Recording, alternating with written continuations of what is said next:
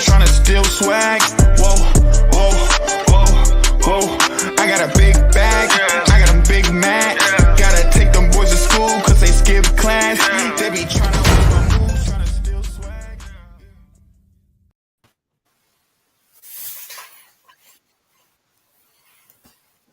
What's going on, everybody, man? This is the Shot Clock G-Day. Who's got Robson in the gym? We got the baller plug with us as of right now, man. If you just tuning in, chiming in, man, we want to welcome y'all to the show. Hey, we got a lot to talk about, man. TABC showcase went down in Duncanville this past weekend, June 24th through June 26th. So we gonna have a lot to talk about. Make sure that y'all share the show if you on that Facebook side, if the YouTube side, share the show, as well as make sure y'all like the show on the Facebook side. Make sure you like the page, as well as on the YouTube side. Make sure you subscribe to Ball So Hard TV and hit that bell for notifications so you can notify anytime that a video is dropped or we are live. If you're on the Twitter side, once again, I'm gonna always keep giving this public service. Because of the whole Spaces deal, Twitter still hasn't worked everything out yet. So if you're on the Twitter side and you watch it, you can go over to the Facebook or go over to YouTube, and y'all can chime in on conversations and be engaged with everything that's going on. I see that we got some people watching right now, man. Just like I said, make sure y'all like the show, love the show, whatever platform, retweet it, share it. Make sure you subscribe and chime in at any time. Anytime I got anything to say, man, make sure that y'all chime into the show. Fellas, man, very busy week at TABC. Man, we had 184 teams. Well, we had 184 teams just from Greater Houston alone. But it was a good show. I mean, this is going to be a good show, bro. It was a good showing. It's what I say about a lot of kids. A lot of Houston come down there and handle business as well. So, shout out to all them, man. Anytime you want to chime in, man, fellas, jump in at any time.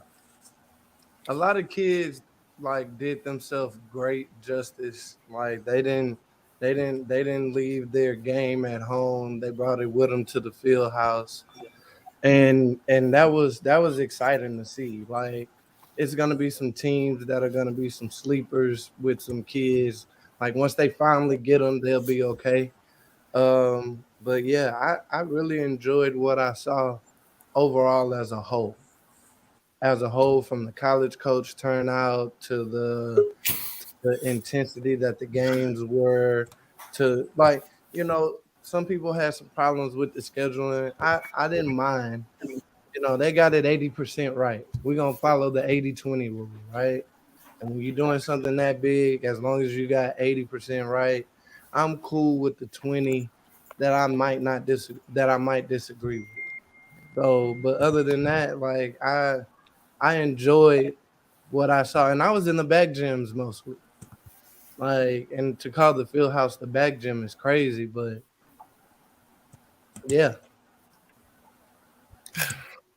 Man, that was awesome, man. That was awesome. It was good to see the state of Texas presented in that way, man. I seen as many people as I could, as many teams as I could. I was all over peeking my head into gyms trying to see as many Greater Houston teams as I could, man. It was good basketball. I didn't go the first year, so the scheduling, people was talking about the schedule or whatever. I saw it, but I didn't let that make it that wasn't a Debbie Downer for me, you know what I'm saying? Because of the great basketball that was displayed. Kids, Baller Plug said, kids came ready to play. We had some kids that we knew already step up to another platform, and some kids that we heard about that could be good, take advantage of the situation and put their name on the forefront of a lot of college boards. You know what I'm saying? So I'm sure we're gonna get into a lot of names and details later, but yeah, it was good to see Texas presented that way. Coach Bonner said he felt the schedule was fine. Ms. Johnson, I did not watch any Good Vision games. My schedule was Oh, I fully did. booked. I Okay, did. yes, he bought a plug in. I picked My in. schedule was fully booked. People had booked me for filming. So I was in the gym from 8:30 a.m. every Friday. I mean Saturday, Sunday. I was at 8:30 a.m. I mean, hold on. Saturday, Sunday, boy, my days run together. We know who your son is, Michelle. I know who your son is.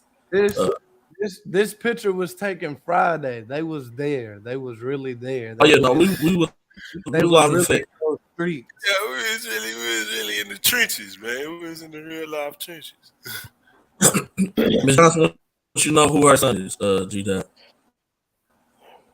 Miss Johnson said, "What? I couldn't hear you. It was kind of choppy. No, I'm sorry." It's on the screen. She was saying, "Did you see her son?" Oh, Yo, I watched the game. I think he had just subbed out when I got baseline. Like I watched. I'm not gonna lie and say I watched the whole game. I watched them go on a run. I watched Coach Good coach them guys up, and then I unfortunately had to go be at a game that I had to record, but I was trying to check out a Houston team while I could.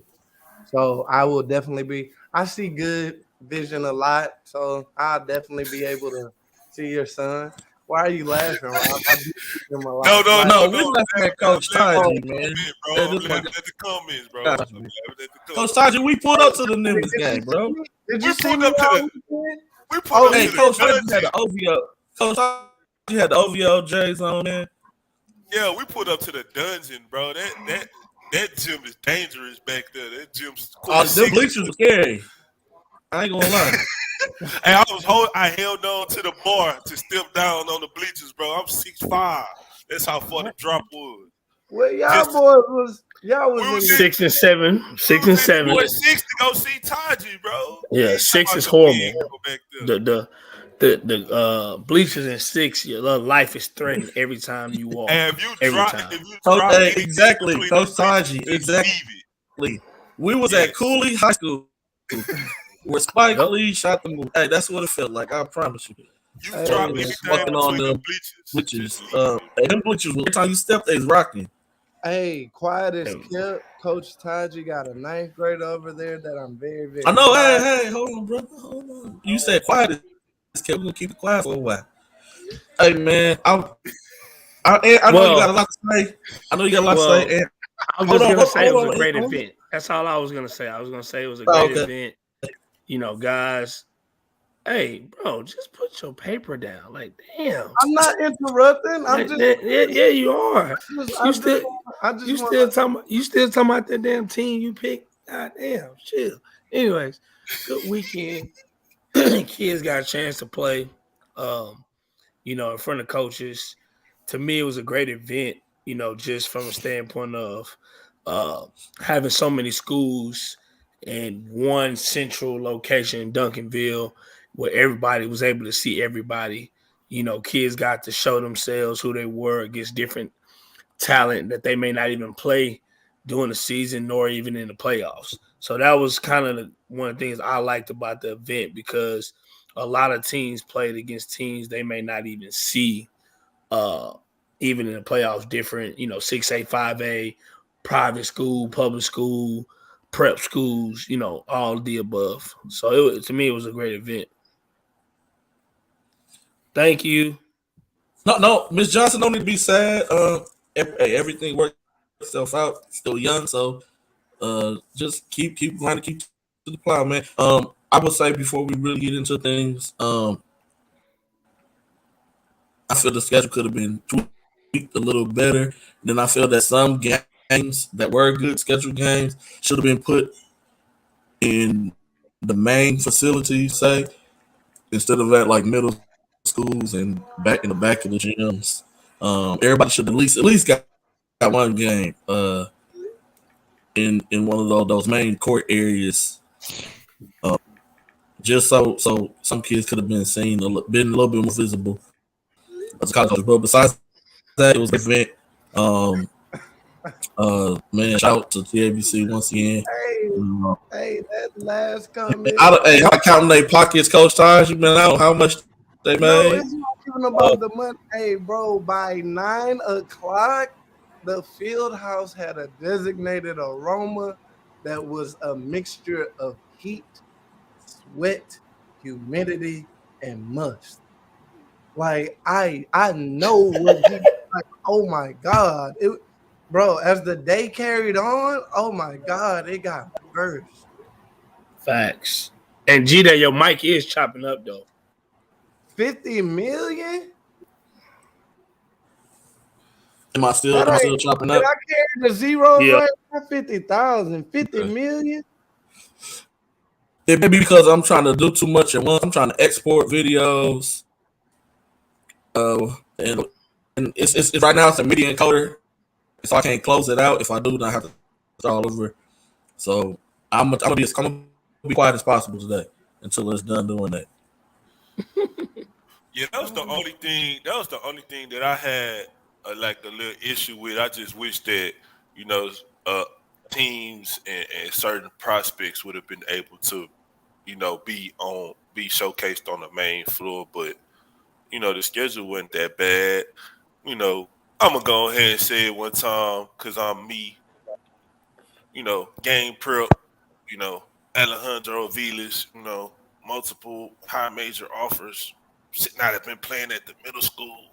Should have been kind of at the high school, probably after the Highland Park and Duncanville game. But other than that, that's a little tiny little poke. But it was great, man. It was great. I seen guys working for their kids. I ain't gonna lie. People was really working coaches for their kids, and the kids was really, really producing, man. You know what I'm saying? And I'm gonna say it. Shout out to John Yuri. You know what I'm saying? We seen him, talking to Coach Beard, and you know, at, working for his guys, man. I mean, of course, your kids got to produce, but he was in the trenches though. He was doing the groundwork for his kids, man. You got to give credit where credit is due, man. So, shout out to him and his guys hotter than fish grease right now. So Hot. Like Juvie when he dropped 400 degrees hot. yeah. Salute them. Um, yeah. Let's just let's acknowledge that one. Hey, Keelan Dorsey, I ain't gonna lie and say I knew about the kid, but at the same time, way to go get your money. Oof. Like, way to go get your money. Like, and that's all I'm saying. Like, don't worry about if somebody know you. Do it when it count. How do you play in the big games, right? And that's more or less what I'm on. Like, it's cool to beat up on your peers, kids you've been playing against, 6th, 7th grade, that gonna do a step back three when he pull up his dribble. Like, that's cool. Yeah, that's fine. Yeah, that's local basketball, right? But at the same time, on that national stage, and best believe me, that TABC was national. Like, bro, you got to go get your money. It like yo AAU coach can't say, "Oh, this guy's a guy," and then I pull up and he not even a Girl Scout. So that's the issue. But also, shout out to Ant, because I came and pulled up and watched Corey Hadnot. Corey Hadnot could have went against better competition because he was tearing their head off the bone. But we not going hey, let's not blame the TABC. Let's just try to encourage them to bring more smoke. We should encourage these high school coaches to bring more smoke, because there's some teams that was cruising against some teams that, come on, dog. Like, perfect example. Houston Christian shouldn't have been playing some of the teams they was playing. Like, that's that. Like, don't get me wrong. Like, I get it. You want the experience and everything, but they got 40 ball the game. Like, they're not gonna see nothing like they saw in SPC, what they saw this weekend. But shout out to them, because they went and got the smoke and embraced it. So I'm cool with that. But I'm not gonna lie, like, there's certain kids like that I felt like might have could have benefited a little bit more. And then there were some kids that that had maybe not a good schedule, and then when they got that money. Yep, I feel that we could have had better matchups, so we could see some of these kids who did get offers, maybe against high level, so we can get a better grade of where they're at. And we also needed some games that were in the back gyms in front of more coaches because there were kids who didn't get the proper attention they may have needed in the situation. That's probably the only takeaways I had with the whole, tournament and stuff like that. Man, that whoever said that Dallas Pinkston versus George Bush game was a good game. I was there. Yeah, I heard about that. Hey, Bro, talk about stumbling you know, upon a game that you had no. Hey, y'all, for everybody out there, I didn't have no schedule. I pretty much followed Rod and G Day, and they orchestrated and mastermind a lot of whatever content you see. But at the same time, that was the like, oh my God, this is a game. Like, and Deep Pate is a bad mamma jamma. Like, hey man, that boy will hey, give you buckets in a snowstorm. hey, I'm the Russian judge when it comes to Dallas, but I cannot hate that kid. Is nice. He is. We seen him 2 times because we seen him the first. Me and G, they seen him the first day when we first pulled up. They was playing on the main court, and then we seen him against Runyo and KJ Murray. Man, he had a 40 ball. You know what I'm saying? He was doing everything he wanted to do. But shout out to Coach Gay and Bush. They got the win. Runyo played well. And KJ played well. KJ showed Kyrie Murray from the Raptors, Houston Raptors. He showed high level athleticism in that game. And Runyo showed us what he been showing us locally for a long time. A poise, 3-level score, man, that smooth, get to the bucket, shoot the 3-ball. I think he had like 28 that game. He had a lot of coaches talking. I know I personally talked to a couple of coaches that said that they gonna probably be calling his phone in a couple of days. You know what I'm saying? He solidly put his name on a lot of college recruiting boards this weekend. I say that. Definitely, Taji. Definitely, Trey Johnson is a pro. Definitely. If y'all Definitely. want a Paul Dual similar type of game and you wondering why you missed out on Paul, well, you need to go ahead and go holler at Runyo because it's the same old. Like it may not look the same, but their game is just amazingly silky smooth, right? Yeah. And I'm gonna be a homer right here. My boy Kyrie was looking real D1. Like he wanted all that action. Like, all that action. But at Fort Bend Bush is gonna be fun to watch because that whole Fort Bend it's gonna be a dogfight week in and week out. Like, and it's gonna be a guards world in that district. Who got the better guards? Yeah, I feel Trey Johnson the best player in the state. Definitely. Yeah, Trey Johnson. Yep, yeah, I used to think that they put that they blood cousins. I used to think that Ryo and Paul, I thought they were twins, bro. I ain't gonna lie to you. When we first seen them at the freshman orientation, yeah, I couldn't tell the difference back in the day. I didn't know. I thought they was twins or they was brothers, is like some type of relation. And so, yeah, they both tough, man. I was looking serious because they said my mic was breaking up, man. My mic's still breaking up. No, much better. You good? Because I went ahead and paused it, man. I paused my work, man. I'm trying to get work done. So I just paused it. But no, man. A lot of teams impressed. A lot of teams impressed us. Who just hopped on? Hold on. A lot of teams impressed us, man.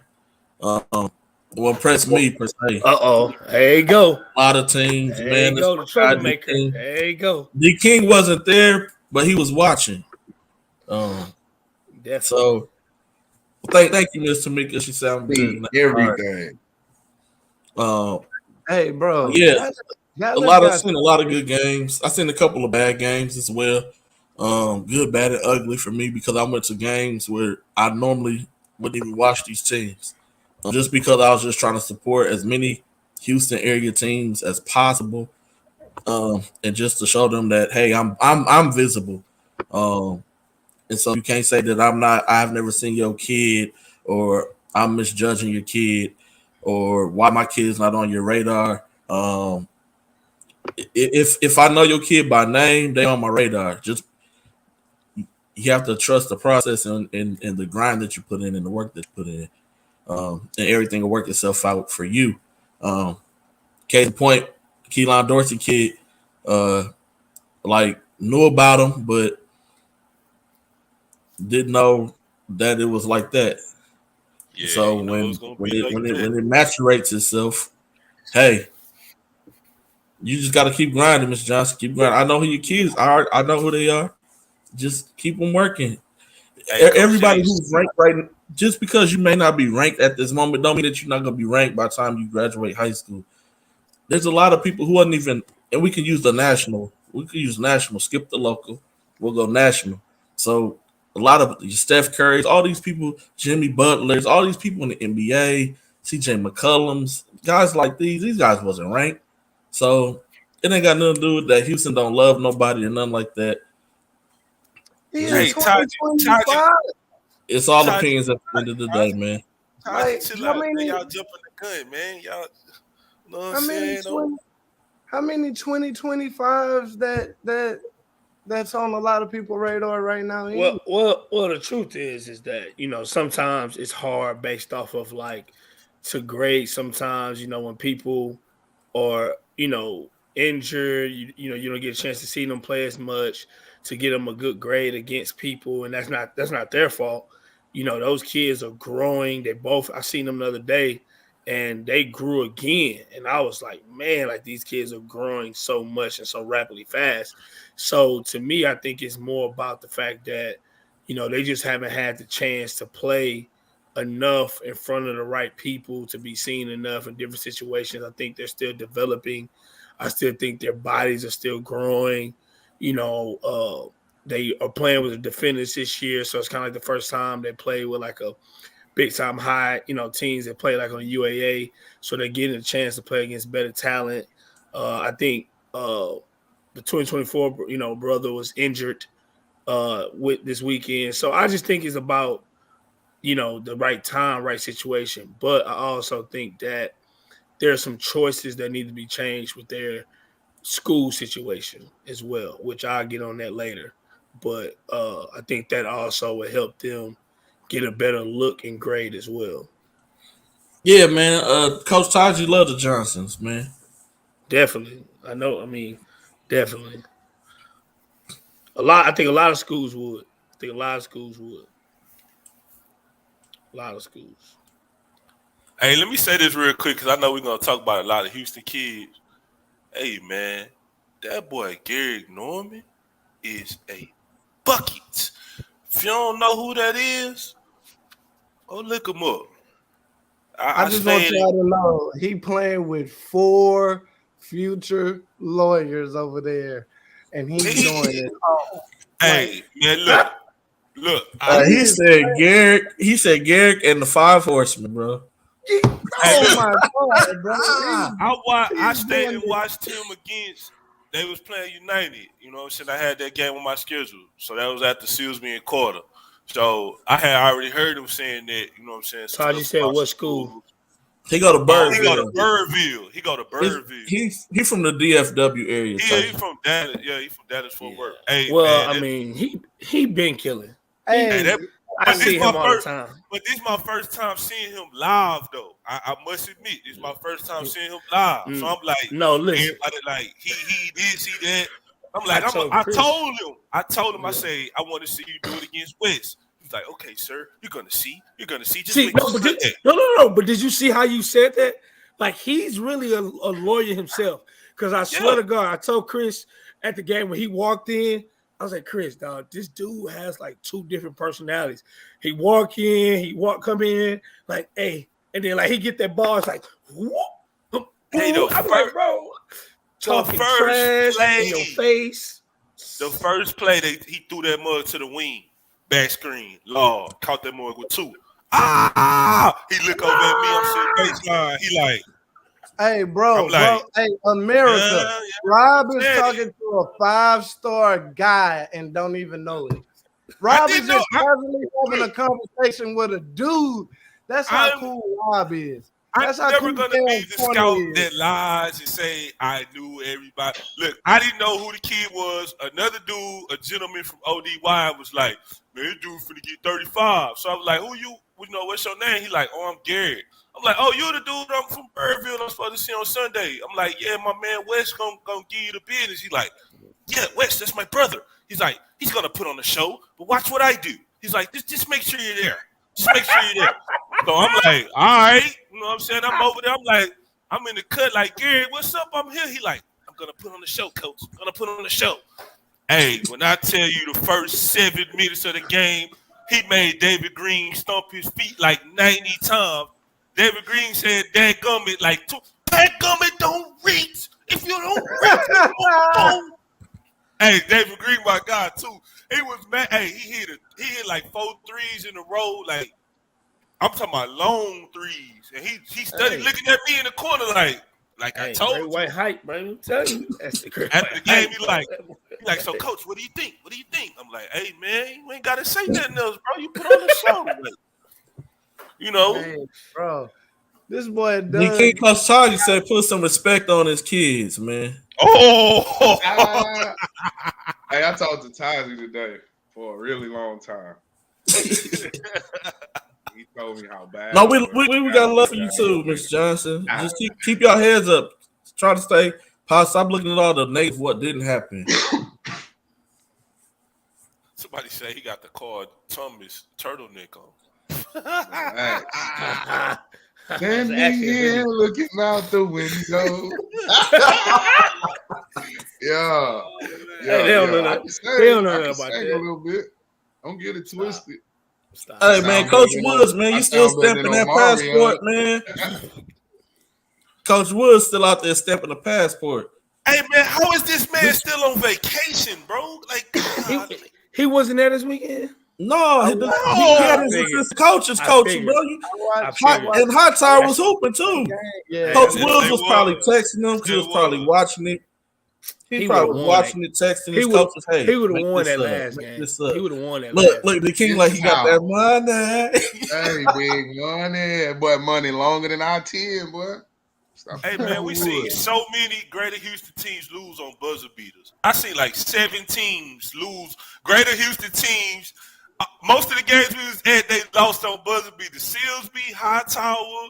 Who else? G-Day? Who else I'm missing? Somebody else lost. Booker T lost to our school on the buzzer beater. It was like 4 or 5 games. Clemens was up the whole time on South Grand Prairie. And then, oh man, missed the free throw, didn't get back, and quick layup out. Oh man, bro. Hightower lost, and they was up. They fouled the 3-point shooter. He missed 2 of the free throws. They had a dead ball turnover with 1 second left under the opponent basket, and it was just my. Silsby lost the. They had 2 good looks at winning the game, but. You know, they were coached up. They was ready for the moment. They wasn't back.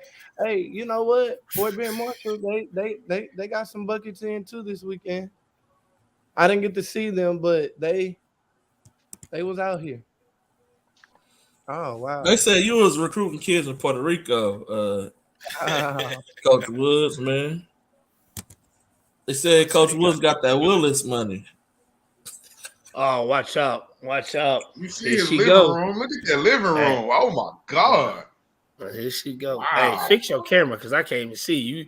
You paused here with like a meme look, nigga. Like, yeah, you froze, King, bro. That boy look like a meme right now. Nah, Silsby played. What about now? Good, man. Hey, you still got the meme. Hey, man, yeah, you froze, bro. You gotta go out and come. Hey, we need to take a picture of that, bro. Hey, I was about to. Hey, I sat on the side of Silsby, OD Wyatt, this weekend. First off, let me restart. Jared and Draylon beat me up in the lobby before I was going to the game. Like, bro, oh my God, bro. They mobbed me in the lobby and was like, bro, you're not pulling up. And I really was going to a whole nother game. Like, they really hemmed me up. So, okay, cool. I go watch the game, right? Nah. If Sylvie He came back with the same picture. if Sylvie Hey, I took it. they win all their games this weekend. They really a big fella away. Somebody that could just secure some rebounds and take some of that pressure off the guard play that they got. Cause they play high intense games all weekend. Yes, they did, man. All weekend they played, and just they played the kid from RJ Hampton. Like they played some guys. Bro. And the crazy part is, I think they could get back there. Like they a piece away, but even with what they got, they play hard enough every set. Like they don't give up on games. You know how kids be down 6 with 2 minutes to go, and then it look like they done gave up. That's not Silsby. Like not at all, bro. Because I'm talking about they Carter was punching them like if it was a street fight. Carter had them by their head and was punching them, breaking their nose. DeMarcus Biley them wiping blood off their nose. Draylon Miller like, man, we about to hoop some more. Hey, they just don't give up. That's it. We about to hoop some more. Give me some water. Let me get back out there and we finna ball. Like that's it. Yeah. Shout out to Coach Joe, man. Coach Joe Beaumont Westbrook, they tough. I got a chance to really watch them play. They tough. That district, Beaumont Westbrook, Tennessee, Beaumont United. I ain't gonna lie. Hey, that might be one of the hardest districts. Like that might be one of the hardest districts. Like Summer Creek. Like this year, that might be one of the hardest districts this year. You get out of that district, you got a great chance playing on Saturday, the last Saturday of basketball. but long as they don't beat each other, get out of that district, you're gonna have to play somebody else in that district again in 3 weeks. Exactly. To get to wherever you try to go. Exactly. That's just crazy. Same thing. That's what I'm saying. It's I know this kid not from from Houston, but Jaden Grayhouse, hey bro, that kid can play both sports at a high level. I ain't gonna lie. No, he got an Alabama football offer. Bro. No, but I'm talking about from a basketball standpoint, he can still hoop. Like I was watching, I was like, hey, this dude nice. Hey, no cap, that boy is one. He played on that JL3. Well, they was 15 last year, but he played on that JL3 team. That's a high level era away from actually being a state champion. That's the crazy part. If the assistant don't mess up that sub, that putting that kid name on the roster with the right number, and they don't get that check, he probably would have had a different run. Who they lost to? Duncanville. Duncanville. They had Duncanville on the ropes the night before. Atascocita had them on the ropes. But Duncanville escaped that game because, bro, that was the craziest thing I ever saw. I gotta mess with D King a little bit. So, D King, did you watch any games of Shea on Baller TV? No. You should have. I knew you was gonna make that face. And D King was like, I wish he was there. Hey, I'm glad you said that because think about this. Since you said that, nobody has mentioned that name since the high school season ended. We haven't heard that name. That name has been like that. It's been like that. It's been like when they on First 48 when they go to the hood and they looking for little girl because he just shot somebody. Hey, have you seen Ladero LeBeau? Oh man, I ain't seen him. That's good. Hey, listen. At some point today, I want to talk about why certain things are happening and why you just mentioned it. Okay. But before we do that, let me look at their schedule. He played good. Played really good this weekend. Walked away with a South Dakota offer. Really good, who we haven't heard from in months. That's fine. That's good. He played good at the right time. That's all that matters. He had his Remy haircut, looked like he about to shoot up the gym. You know what I'm Excuse saying? me? Like he cut his hair all off. He had a bet. He had to cut all his hair He off. looked like Remy from Higher Learning, I bro. love it. Killing out Oh, there hooping. My listen, boy, my hooping. boy, I was out bust the here, rhymes. Any Hey. dude, what was Busta Rhymes' name in my learning? I bust the rhyme. Any dude I see walking in a gymnasium like that. bro. That boy had a 1A against the grain. Hey, Like, he nice. and the Woodlands went 3-0 too. I was like, what? Bro, I walked in the gym like, man, who is that new kid on the Woodlands? And where is For Shay? real. I'm like, I tapped the dude like, hey man, where's Shay at? He like, oh, there you go right there. That's number 2. He got a haircut. A haircut? He just sat in the chair and say, man, just take it all off, bro. Just take all off. For real. at Hey, least go get a lineup to go with it or something. Don't He was hooping though. just mixed with your forehead. Just No, he was doing his thing though. Hold on. Somebody who transferred to Duncanville? KJ Lewis. KJ Lewis No. from El Paso. We know that, but somebody else just transferred again, did they? Nah. I don't know. Oh, okay. I'm making sure. Ron didn't play this weekend, huh? So private No, school for me, he was in USA. St. Francis Episcopal. Yes. They look like a machine. Tough. How that point go out? That's pretty good over there. Look. Who? How that point go at? That's pretty good over there. Look. Oh, Corey Sion. He was the other one. Oh, John LeBoy. You talking about John LeBoy? John LeBoy is that guy. That little boy. Hey, that little boy can play some basketball. Yeah, John LeBoy tough, man. They add Marion Harvey from Fulshire. He looked really good playing with them. And then Nigel looked really good as well. They just look solid, man. Really good.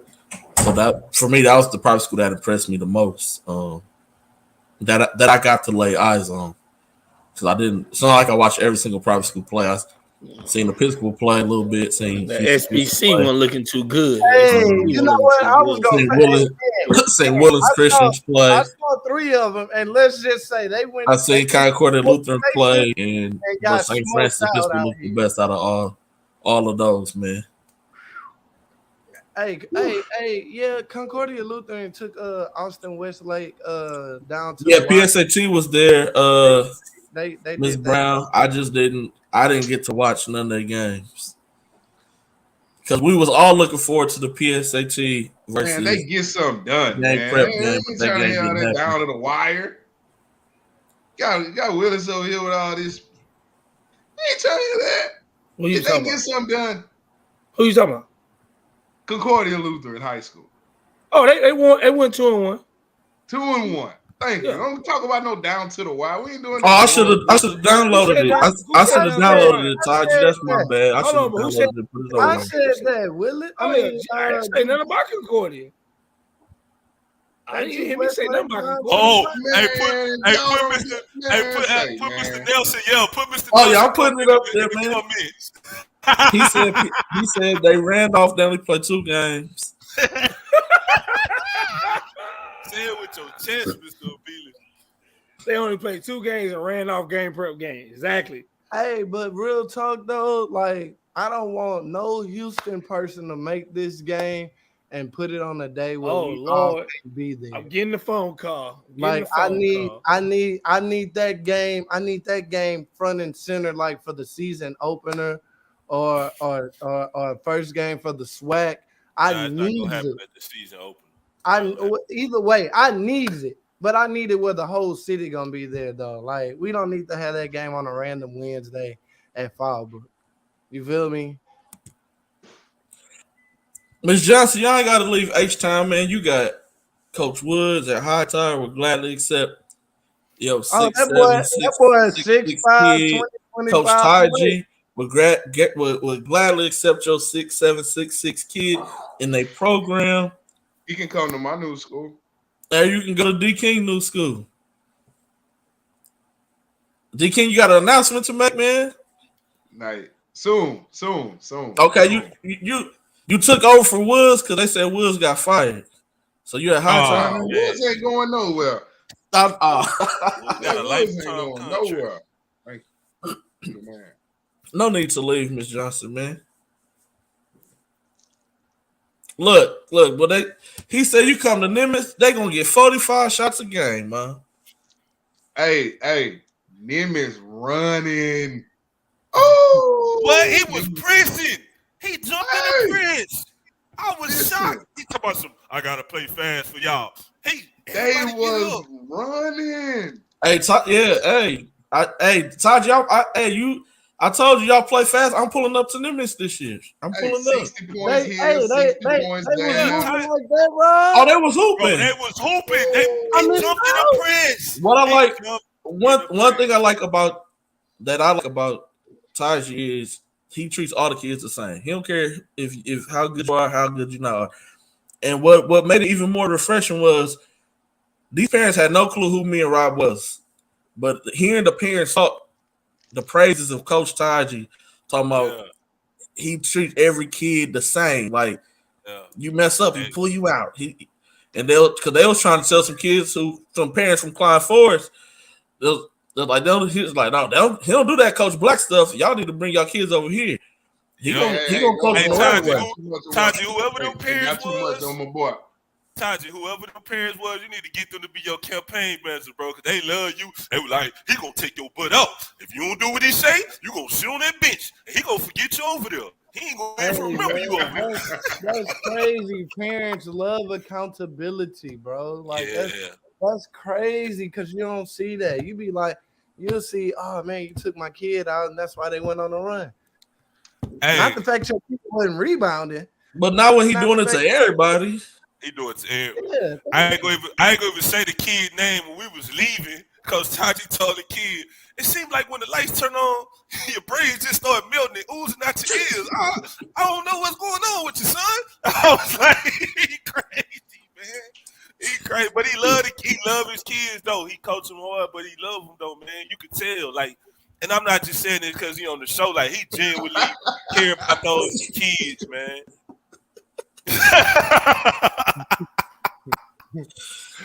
I knew that was coming.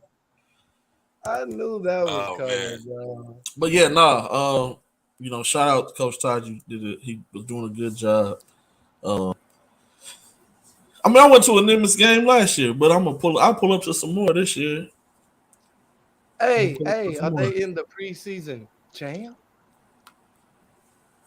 They go. I have faith that Coach Taji gonna put them in there, man. I do. Yeah. Hey, he better. He better put him in there. Coach Taji, we telling you right now, they need to be in the preseason jam. Period. Hey, if you're a high school playing the Woodlands and you watch this show, hey, that's cool. Hey, hey, bro. Hey, I got some words for you. Hey, that boy D King, boy. I can't believe you said that to me though. Like, did you watch the Wood? No, I'm not. That's why. All right, D King, we're gonna get the floor to D King so he can make his announcements, man. Oh no, okay, no. What announcement? No, you said you had two. Oh, two things I wanted to talk about. Oh, okay. Go ahead. We're gonna talk about. Oh yeah. Yes, this is a Ball So Hard event. It's definitely a Ball So Hard event. September 17th, man. Yes, sir. Yeah, September 17th, man. We're gonna have it jumping. Go ahead, Coach D King. Man, I don't like this spot you put me Hey, I'm about to be on the spot here in a little bit, so it's all good. But I'm pretty sure that's you asked for that. You know? Oh, definitely, all the smoke. You asked for it, but my thing is though. I think you guys talked about matchups, right? I was watching while I was eating beef tips. Pause. And y'all talked. And y'all talked about matchups and like how certain dudes play people they you feel like they shouldn't play. Houston Christian was brought up. Why shouldn't Houston Christian have played the teams they played? Because they got beat? No, Houston Christian got players, right? That wasn't. Those you. wasn't good matchups. No. I'm just saying in general. No, I think there was a consensus. He made the I comment. think there was a consensus that they were in over their head with their schedule, right? No. I knew they were smoke chasing. They were definitely, but they not gonna see nothing like that in SPC. Yeah, but I mean, ain't none of these teams. Am I right? Here's the thing.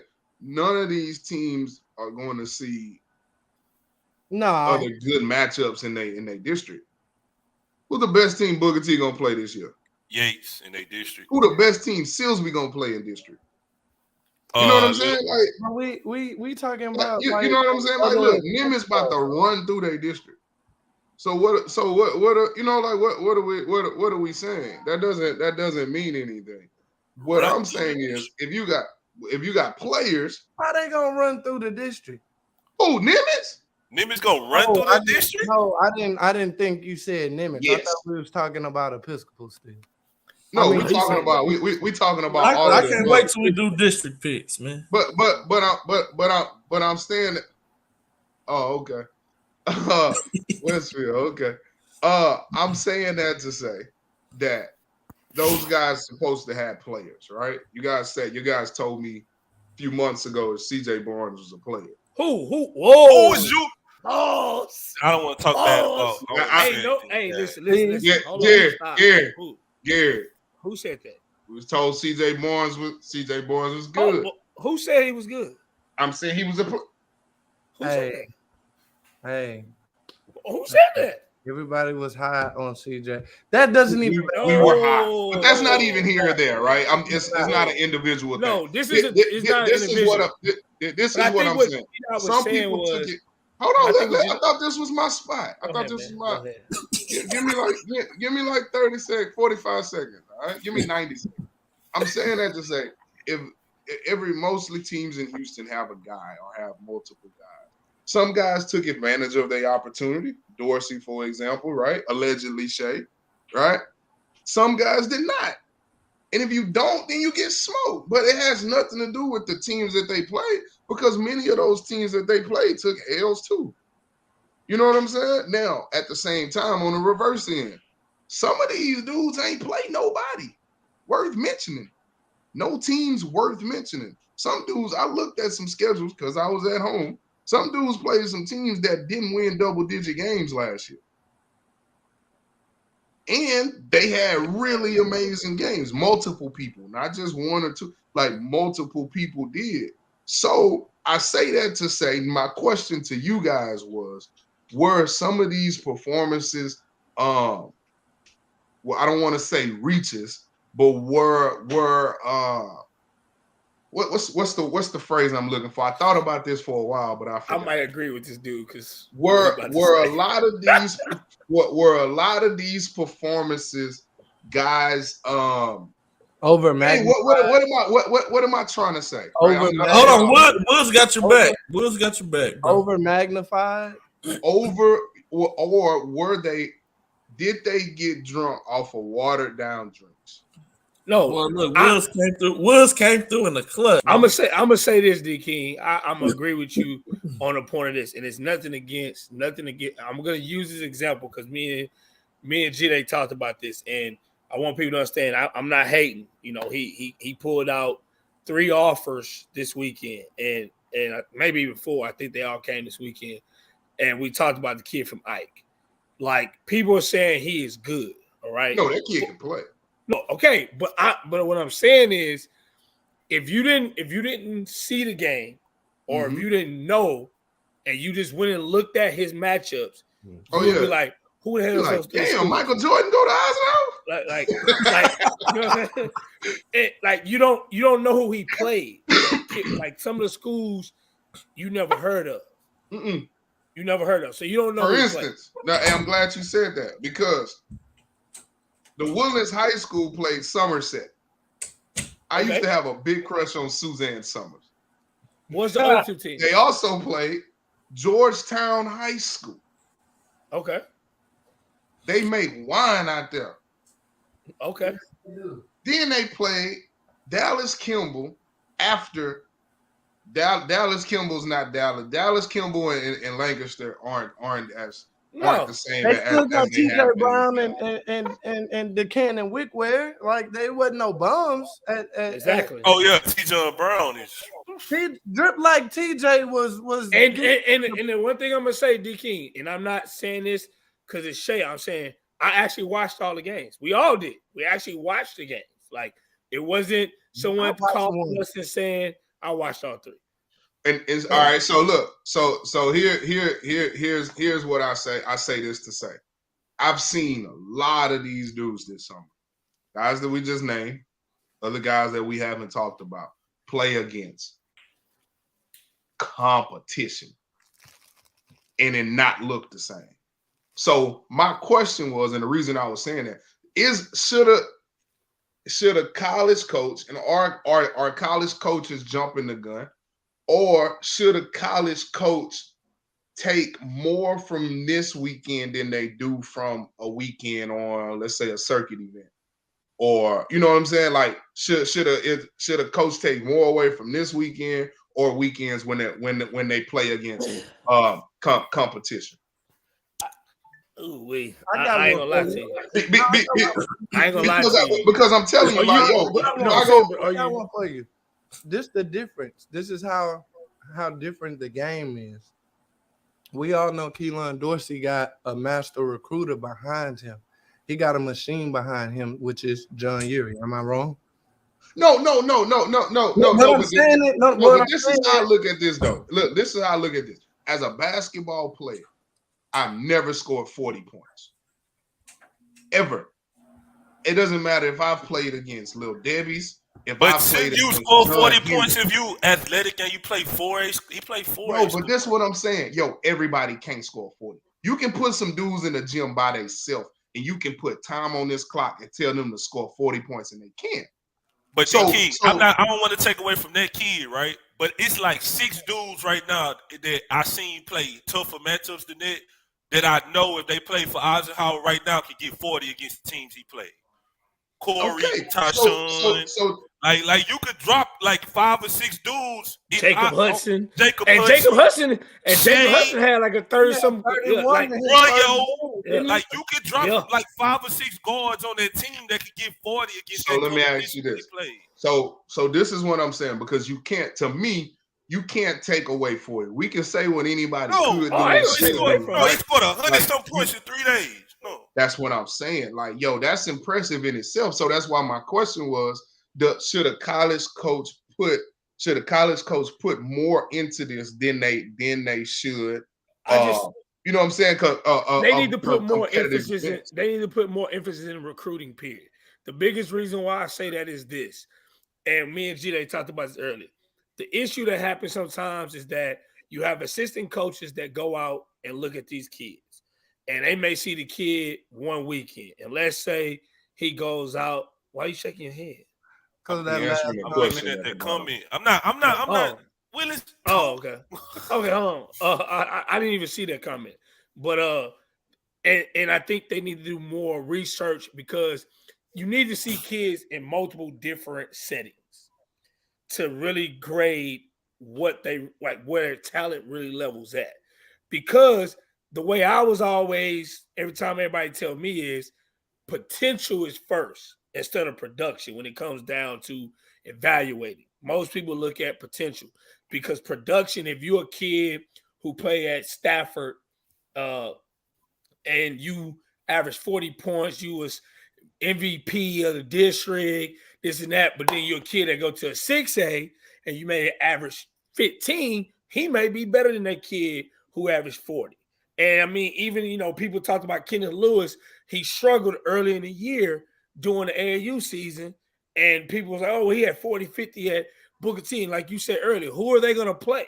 So I think sometimes the biggest issue is that we need to see them in a lot of different situations so that you can say, because I feel like this weekend, I told my kids this weekend who went and played. I said, this is the best opportunity you may get, because there's no EYBL, 3SSB, UAA, everybody's there. So all the coaches are in one spot. They're not going over here and say, oh, well, we're going to EYBL because this is where the best kids at, or 3SSB. Regardless if it's true or not, what it was this weekend, I feel like a lot of kids got a chance to showcase themselves in front of eyes that they may never, ever get another chance to showcase their talent in front of. And I think it's just about the situation, because some coaches may not go to a certain independent, tournament during a live period based off where it is in the region. So they may not get a chance to play for a certain coach who came out of the region, meaning South Dakota was in Dallas this weekend. South Dakota may not be where Shea at. South Dakota watched Jackson Oliveira play. May not be in the same region when we go. So what I'm saying is that I agree with you, but I think how do you change that? It's the business. Like, how do you change that? Well, this is what I'm saying. This was a live period. So this was the third live period of the summer, right? Correct. In 2 live periods, coaches have came out. Most of these kids play on their respective circuits, right? Circuit league, whatever they play on. They didn't display the basketball that they displayed this weekend before. So I'm thinking, after some conversations and seeing some things, that's when my question comes. What should these coaches put more value in? But some kids get better, what I'm saying? Huh? Okay, so some kids, like for instance, the last live period was in April. All right, it was in April. All right, we had May and June, like May, the whole month of May, and then part of pretty much the whole month of June before this event. So which I say June is always important because you're not playing as much at AAU ball. You may be training more, lifting weights more. So, like, when I looked at Shea this weekend, he got bigger, like muscle-wise, just looking at his body. And I'm only using that. Any hair. No. He just didn't have any hair. No, your hair changes your whole body, the appearance of your whole body. Sometimes it does. It changes to make you look. But what I'm saying is, D. Keen is like, some kids may have had 2 bad live periods in April. And then they come out here and play better. They may have 2 really good last live periods. Average it. You mean average? You should average it off. But this is my thing, though. I talked to G Day about this earlier. That's like saying a player because this is what. But they gotta, like, some kids, you gotta see them play in a big game before you even judge all that bull that they do at their high school. Because if kids don't play well in big games, that 40 ball that parent is proud of don't mean nothing. But I gotta see you play against guys who are supposed to be on your level or better. To me, that's the measuring stick. I can get out here all day. So then you can't grade 40 points then. You can't say what I'm saying, because some things some things I don't think I don't think there needs to be an exception to, right? Like, 50, 40, like, when dudes be scoring 100, like, Cedric Henley scored 100 points on the school of the deaf and the blind. Nobody remembers who he scored. Some things are just really good. And you can't, like I said, I know kids right now who we can go and put them and they can play against them. 2023 kids that can go play against a freshman A team for 32 minutes, never come off the floor, and they won't score 40 points and get double-digit rebounds. Okay, like, some dudes just aren't good enough. Now, do I think that equates to being high major? No, it doesn't. Because it's more than just scoring. And I'm not saying him, like individually. I'm just saying like all around. But scoring just doesn't like budget quick. Is he a Division I player? Yes or no? I don't know. Possibly. Okay then. So my point to you then, he probably is a Division I guy. And let me tell you why. And here's what I do, right? I talk to several coaches all throughout, like, several, like 2 of them are Division, 3 of them are Division II coaches. There were 2 guys that go to your school, Why you keep saying my school? I don't coach huh? anymore. I don't coach at Concordia anymore. Why you was sitting on the bench? I wasn't sitting on no bench. They got another black dude over there. Man, That's Coach Carter. I forgot about that. Look at Bro, Concordia, bro, hey, come on, bro. I forgot. We've always had 2 black folks on the bench. At one point we had 3. Black Lives Matter and Tomball. I made that happen. Black Lives Matter. First black coach at Concordia Lutheran in history. First black coach. I don't care what them flags say when you go down. What a state title. Bro, you stupid, dog. But so it was 2 guys that go to Concordia Lutheran. The kid from Eisenhower was one of them, and it was 3 other dudes that I had told these 3 coaches about on a Division II level, because I felt like these kids would be like, it's one thing to be able to go to Division I out of high school, but it's another thing to be able to go there and stay and be productive, right?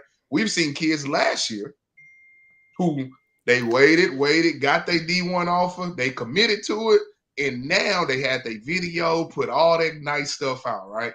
Real dope video with the edits, had their mama and daddy, little brother in it. Didn't gone from that Division I school.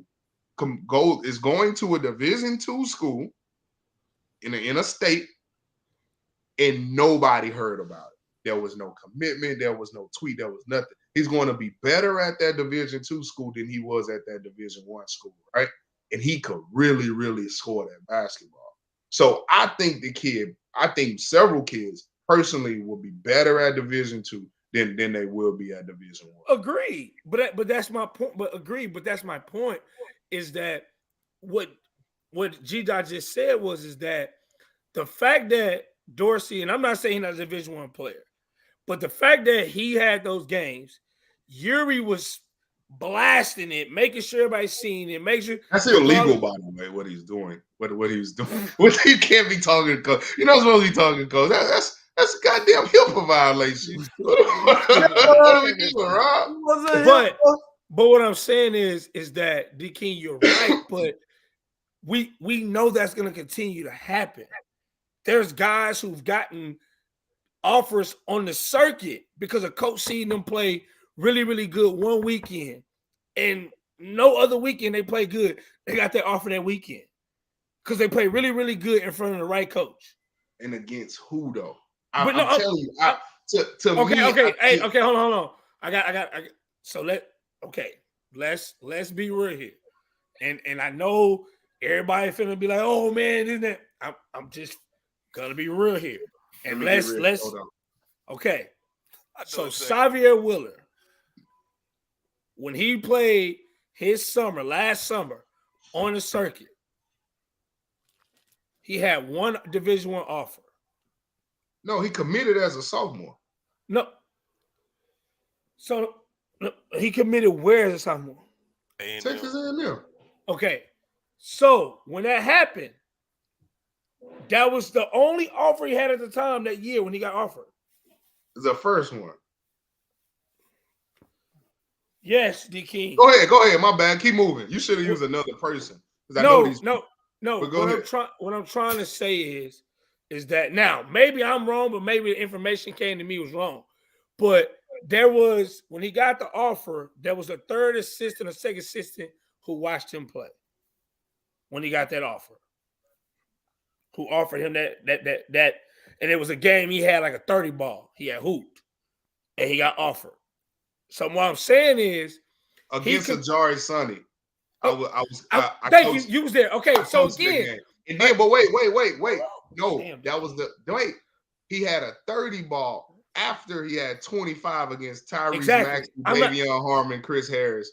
I'm not denying that. He won that game, by the way. At this point, he's a Division I player and successful. That's not my point. The kid was a Division I ball player, period. That's not my point behind it.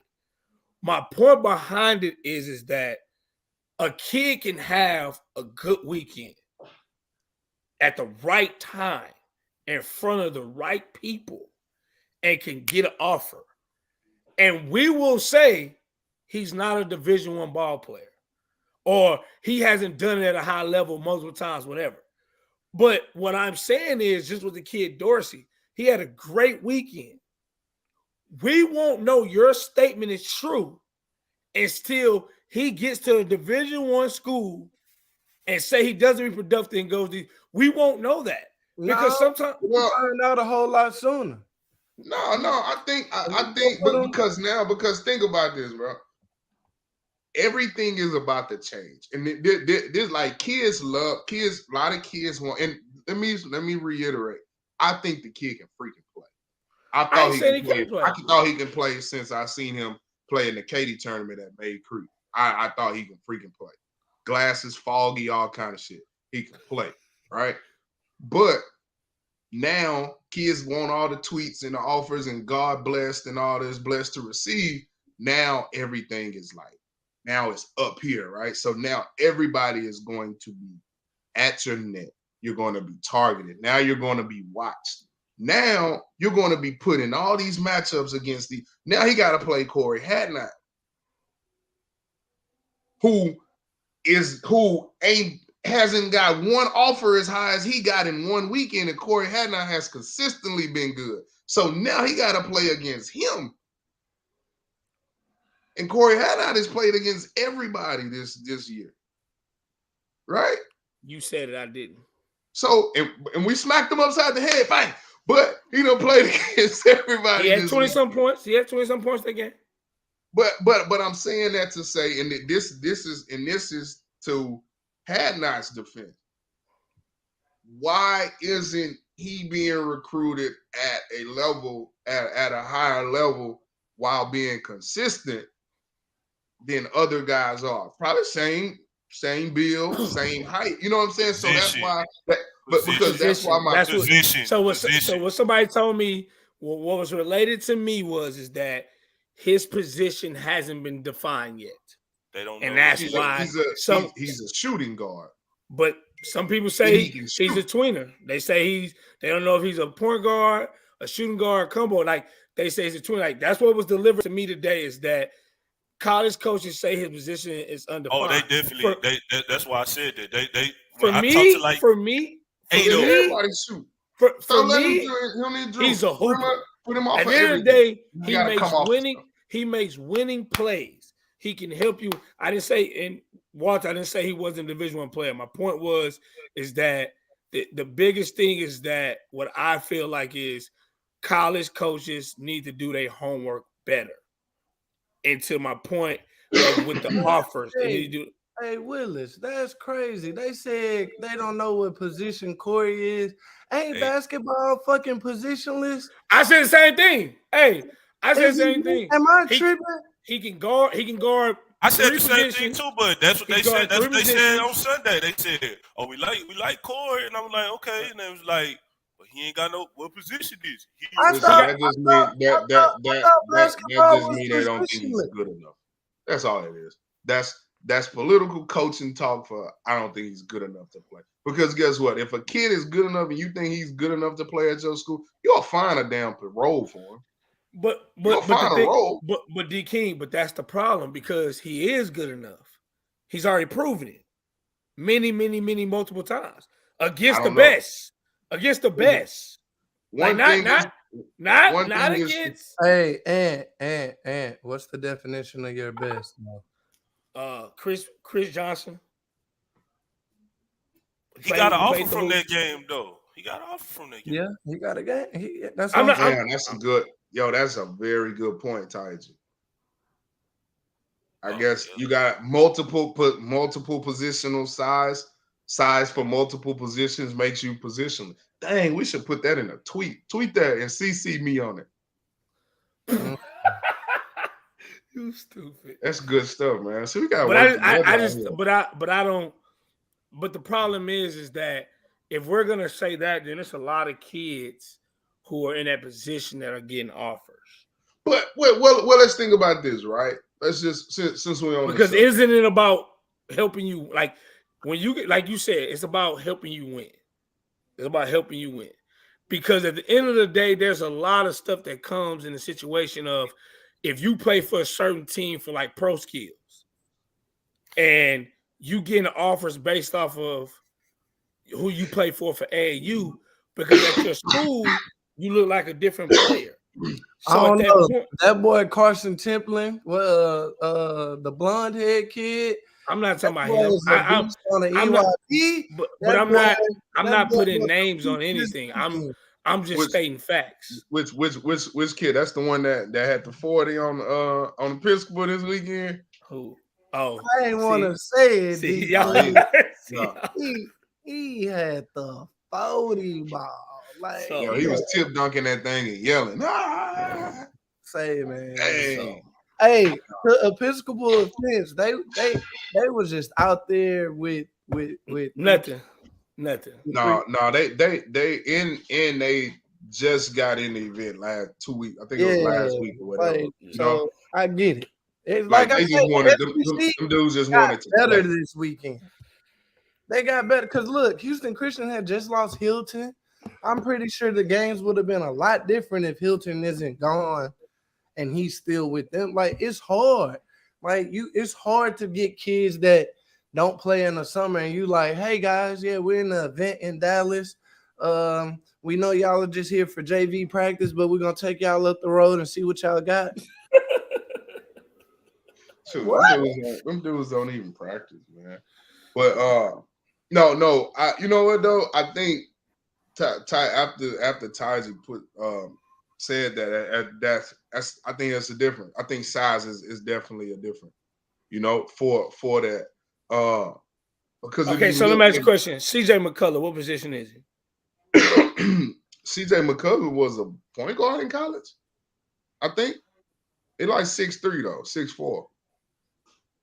He's a point guard in college. And in the NBA, I don't think it really, you can put that thing in a basket at a high level. I don't even think it really matters. As long as you're on the 6 foot side. But the thing is, this is what dudes gotta remember. Everybody in the NBA at some point in their career in college was a killer. Everybody was a killer, except most of them foreign dudes. Like them dudes in college them dudes in the league be killers. But a lot of them dudes that they be drafting off potential after freshmen that don't be getting done when they freshman year, them dudes don't pan off. Them dudes don't they don't pan out, bro. That's it. You gotta be able to score that thing, or you gotta be able to do something really, really good in a row. Rebound at a high level, make shots at a high level. So let me ask y'all this then. So say a kid feel like he better than another kid who got a lot of offers, right?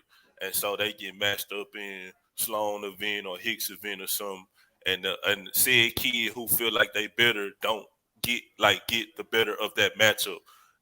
Like that don't automatically mean you're gonna start getting offers. Like, but in people's mind, they gonna feel like, oh, well, I'm ranked higher than him. He got more offers than me. Blah blah blah. Busting him up. Like, it's positional need for the school, and how do they feel like you can fit in a system though? Like, you could be a good player and just not fit the system of that school, and they won't offer you. And I just feel like, and I've been saying this on this show. Coaches got to stop being lazy recruiters, stop recruiting off the internet, and get back in gyms. I've been saying this for episodes and episodes. It's a mixture of both, because some kids are role players. I might be a role player for D King in the summertime, and then I take a prime example: AJ Bates. AJ Bates' role for your team, D King, is different than his role for Seven Lakes. So I might see something different. I might come on the circuit and see him play one way and be like, he ain't really what I like. And then if I go see him at school, now I'm seeing him in a different role, but I have to be proactive and not just calling people on the phone like, hey, what do you think about such and such? I'm actually in the gym putting eyes on the kid. Because this is just me, and I don't want to keep harping on the kid because I feel like the kid had a phenomenal weekend. He showed up when it was time to show up. I don't know how many of those schools that offer him is going to come see him during the high school season. Like, Grambling definitely should. Grambling is close. Is Maryland, Baltimore County flying out here during the season to watch him play MacArthur? Or spring? Are you going to follow up in 3 months, 4 months, 5 months just to see the progression? Has he progressed? Has he regressed? Like, I miss the old recruiting, man. I miss it. I do. I miss it. Hey, to Mr. Boga's point, my boy, what's up? Trent Waters also top 5 on the EYBL in assists, and he averaged 20 plus points in high school for Liberty. For what is that? Whatever Liberty. So that's the balance Rob talking about. You know, like he plays with a top 25, 30, 40, whatever kid in the summertime, and he's able to make those plays and guard the basketball and do all those things with those guys. That's why as well, where you play in the summer, that stuff matters, man. Like it matters. You say it all the time, like, man, it ain't EYBL this and Adidas and this and this and this. Like, yo, that stuff matters, because if those coaches see you being consistent and doing those type of things while playing with elite level guys, and that stuff makes a world of difference. But what about kids who play EYBL and do good on the EYBL, but then go to college and they're not good enough, and then they transfer and bounce around? But is it about getting there? And isn't it about picking? Some dudes pick the wrong school, and some dudes don't buy into college basketball. We got a prime example in this city that played in this city right now. He is bouncing around. He's on his 4th school because he will not buy into his role, and he continues to think that he's something he's not. And he won't buy into his role. Who's that? A bunch of kids. Man, let's move on. I'm messing with you. Anyways, but okay, so then at that point, then D King, my point I said earlier. Say, bro, we got the bots in the chat, bro. Bro, we made it, bro. We have made it. We have bots in the chat. We made it, man. But my point then is then this weekend is very important then for some kids, because there is. Why you put this on? Why you put that on there?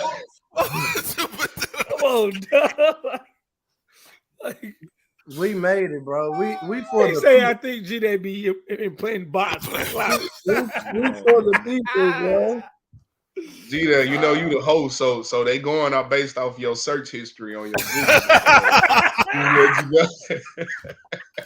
Oh man! Only on the shot clock, man. Only on the shot. Hey, he shot my guy for that one. But King, that's why I say that it's important, because again, like this weekend, there is no EYB, there is no Adidas. There's none of that. Look, though, real talk. Like every guard that I see that's below 6'3", I tell them all the time, I swear to God, like if you're top 5 in steals and assists on any of the 3 main circuits you play on, you're a D1 kid, because that's undeniable. And I don't mention shit about scoring. You said again, if you what? Top 5 in steals and assists, you're a D1 guard. You can just go back and look at history. Like if you're top 5, you're a D1 guard. That year, D King y'all was talking about with Xavier. Xavier led the 3 SSB in assists. Oh, we know that. That's we know that. Perfect example. Last year, if you go look at the top 5, they got somewhere. So it's equatable, but they got to see what they're equating to. That's why I say it's not about what you do against the 5 horsemen and Gary Norman. Can you go be consistent against dudes? Because in college, it's a dude at every position. So how do you look in big games? Like, just how do you look in big games, dog? Like, and I'm not gonna lie, I saw some kids in big games where I was just like, okay, I don't know if you're gonna ever turn the corner, and I'm cool with that. But at this time, like, you probably need to be looking into different levels, because I watch you play against the best, and you don't if you don't get up for the best, then hey, Miss Ashley told me something a long time ago, bro, when I first started. ain't no such game as a bad game and a big game. And I know they said on Chop Shop and there, but when Miss Ashley told me, I didn't know. We only talk about one show. We don't bring up other shows. Hey, nah. We don't talk about one show. All black media. There's no beef around here. Nah, it ain't no beef, man. We just gotta promote ourselves. Hey, bro, I just noticed my dude got a Harvard hoodie on. I just noticed that. Wow. Hey, man. Shout out to my boy. Hey, man, my boy Tyler. Yo, Tyler Simon from the Heights, huh? Yeah, Tyler. Hey, listen, my boy got a 3.4 GPA at Harvard, bro. I was proud of that dude. Hey, turn that up louder, because Houston. Yeah, 3.4. And I really Yes, wish the Ivy League option was more looked upon as a great thing, as a that's just something I got in my back. No, god damn it, go Ivy. Like, you're not gonna go Ivy, go live for 40 years and get $4 million a year because you got friends that got drunk and made an app. Like, there's nothing fucking wrong with that. Like, I really want to go on a tangent, because there are some Ivy League grade kids that are in the city of Houston that are like, I don't know, you're fucking stupid. Yo, listen, I was fortunate enough to be able to like help him with his recruitment. His dad passed away like years ago, so I was able to help him, like him and his mom, and you know they kind of like trusted me with that. We built a relationship, and he had an offer from Stanford, UC Santa Barbara, Tulsa, and somewhere else. And his mom said, "Yo, if you don't go to Harvard, like, I don't know what I would do to you." Because, and I told him personally, I said, "Yo, I know basketball is really important. I love it too. But if you don't strongly consider this, like you're gonna make a bad decision. Like, strongly consider." I never said commitment, anything like that. Yo, I'm 36 years old. This is the first Black person I have ever met that went to Harvard, and I'm fortunate enough to coach him.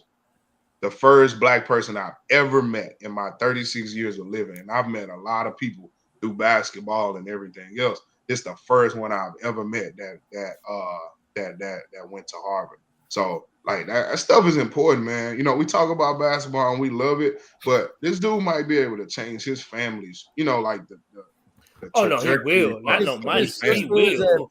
He will. Ain't no Mike. He will. Like, their whole family is A1, bro. Like, I've been following his sister like as long as I've been following him. So like, the Hooper family, good kids. Like, bro, the Ivy League route is so key in our community, because you ain't always gonna make it in sports, dog. Yo, and I work, and so I work at some of y'all, I work at a school in A-Leaf, and we have a college day, and I always try to, you know, like if it's be cold in the class, I'll wear my hoodie. And dudes be like, "Man, you went to Harvard? You went to Harvard?" Like, man, your ass ain't go to Harvard. I said, "No, I have never stepped foot in Cambridge, Massachusetts.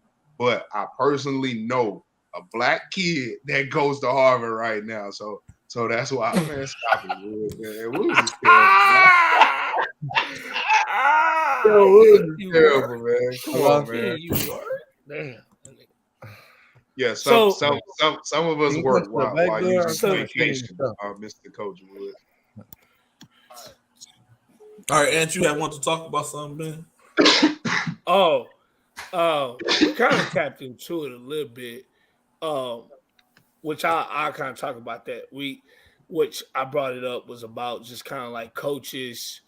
Do we feel, you know, do y'all feel coaches do their jobs when it comes to recruiting? Meaning, you know, a lot of the times now, day and age, we're running into, you know, players, they get these scholarships and stuff this weekend, and then what if they committed on the spot and the coach say your scholarship is not committable, or an assistant coach offers you, but the head coach haven't seen you play yet, and then he comes and see you play, and he's not impressed. Like, what does that do for these kids sometimes when they get these offers? Like, what do y'all feel about that? Like, you know, some of these offers not being committed. I'm gonna pick up it. you got to do your research, man. Like, do your research. Like, you know, Jim Hicks always say, like, call the coach and say you want to commit, and then see what they say. Like, you just can't sit on offers and think that that's gonna be it. Like, got to be proactive with it, man. And a lot of times people know they can't commit, but this just the thrill of having an offer or what they perceive to be an offer. And sometimes people just don't know. I just don't think that people do enough research in the thing. Like, if you say I'm not trying to stray too far away from you, say what you said, but if you say you love something, you should immerse yourself in it. You should know every aspect that comes with it. You should know recruiting. You should know coaches. You should know offers, commitments, when I can, when I can't, who got what offers, what they running, whatever. Because sometimes coaches play games with. Damn, bro. Golly. Damn, bro. In the middle of my soliloquy, they throw up that. But anyway, sometimes coaches play games with offers, man. They'll offer you because they know a team really wants you in the same conference just so you won't come in a conference or make that team better. So you go ahead, and my bad. No. You hit good points. I mean, that's and Wood said it best is that, like, I think what we have to start kind of is educating these kids that, like, back in the day when we used to get that letter in the mail, like that offer, you know what I'm saying, we're interested in you and this and that. We're like, it's pretty much to me the same. It's just that I think it's starting to water down kids. What, you know, one is kids really Division I. Two, you know, like, kids start grading themselves off of it, not knowing what the situation is. And then three, a lot of parents and kids get their feelings hurt when it really comes down to, you know, wanting to commit and it's not committable. You know what I'm saying? And that's to me. You know what? That's where you bring up that Sam Bradford story. Like, I hate to use his name. Like, I hate for him to have to be an example, but we do a lot of we do a lot of ducking and dodging. Don't violate HIPAA. Don't violate HIPAA. I feel you, dog. Like, but that's how they felt about that A&M shit. Like, let's just start. Like, and I love Sam Bradford as a player and a person, but like, bro, like, we gotta start asking, like, who really. Matter of fact, let's ask this: what's the last Houston kid to commit to A&M in the last 2 years? Ashton Smith. Right. So, if I'm a guard, do I really? Jordan Williams. That's a great one. But okay, anyway, as a guard, do I say to myself, not so fast, A&M got room for me? Like, you gotta start looking like, who got room for you? Because if they didn't offer 6 other players better at your position, then you probably gotta think, they kind of like me, but. Hey, here's another thing, and this is what I don't do as a summer basketball coach. Schools have programs with directors and programs, right? Colleges have relationships with directors and programs. These dudes put pressure on these college coaches. All right, there are conversations that are had that sound like, you know, like, yo, if you can't have me, you can't have nobody else. You know, like some old abusive 1970 drunk uncle stuff. You know, like, if you don't offer my kid, like, yo, you'll never get another kid I have. You know, and it put pressure on these colleges because a part of being a college coach is having a relationship with high school and AAU coaches. You know, and them dudes don't want to mess up those relationships for their current job and they job in the future. And me being the guy I am, I personally did a little research since I was in the house. You know, I was a little sick this weekend, so I was in the highs, and you know, there is history with certain schools offering certain guys in certain programs. You know, and it's a long history, and it's there in black and white, and it happens all the time. Very Man, so. stop it, man. I mean, think about it. Back in the day, if you played for the Hoops, when what's called Arizona, most of all of them went to Arizona. Finney Onabon, Nick Eby supposed to go in 04, but decided to go to the league. Finney Onabon went in 05. Nick Wise went after that. Joel McClain went the year before that. But I think also remember at that time, Arizona was equivalent to what Kentucky or Kentucky. No. Kansas. I think also Arizona was was a hot school. Yeah, but the fact that why my mind go blank? And the fact that his son coached there, if you were like one of the top players in your class that year and played for the Hoops, you would got an offer from Arizona in 19, you probably was gonna commit. And for a good 5 years running, 4 or 5 years running, the top player pretty much that played for the Hoops committed to Arizona. Yo, what's a school? What's a school in Texas? Nah, I'm not gonna do that. Let's move on. Well, but we already know. Like we know already. All right, so what school in Texas do we see recently has a trend of multiple offers a year? We already talked about it. Let's let the chat answer. We've never had a chat answer question, a chat question. So people in the chat, I want you guys to try to name this school that offers multiple kids, multiple classes.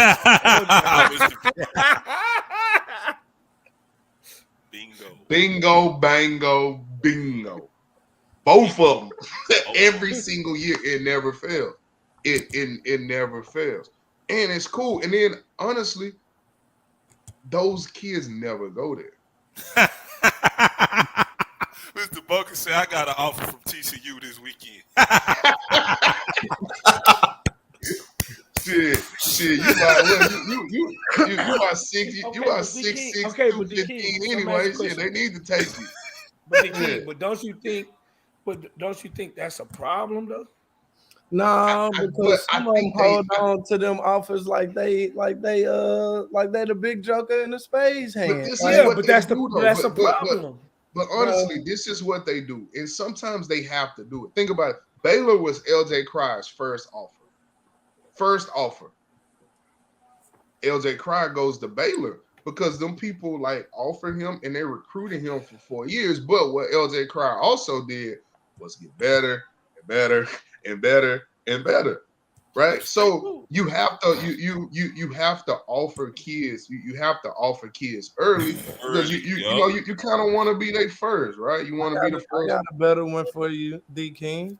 Jacoby Walter committed at the same time Baylor offered him when they first offered him. 2 years later. To the exact time. Jacoby Walter. He committed to Baylor. McKinney High School going to. He committed 2 years later, the same day that they offered him. That's fine. That's fine. My point is this, because I already know I'm always be the rebel because I can care less about the system. But the shit is trash. Like, we continue to overlook the fact that it makes it look bad because at the same time, my point of it is this, is that we hang a lot of stuff on it's the business or it's the situation or whatever. Like, but it does kind of fuck up the game.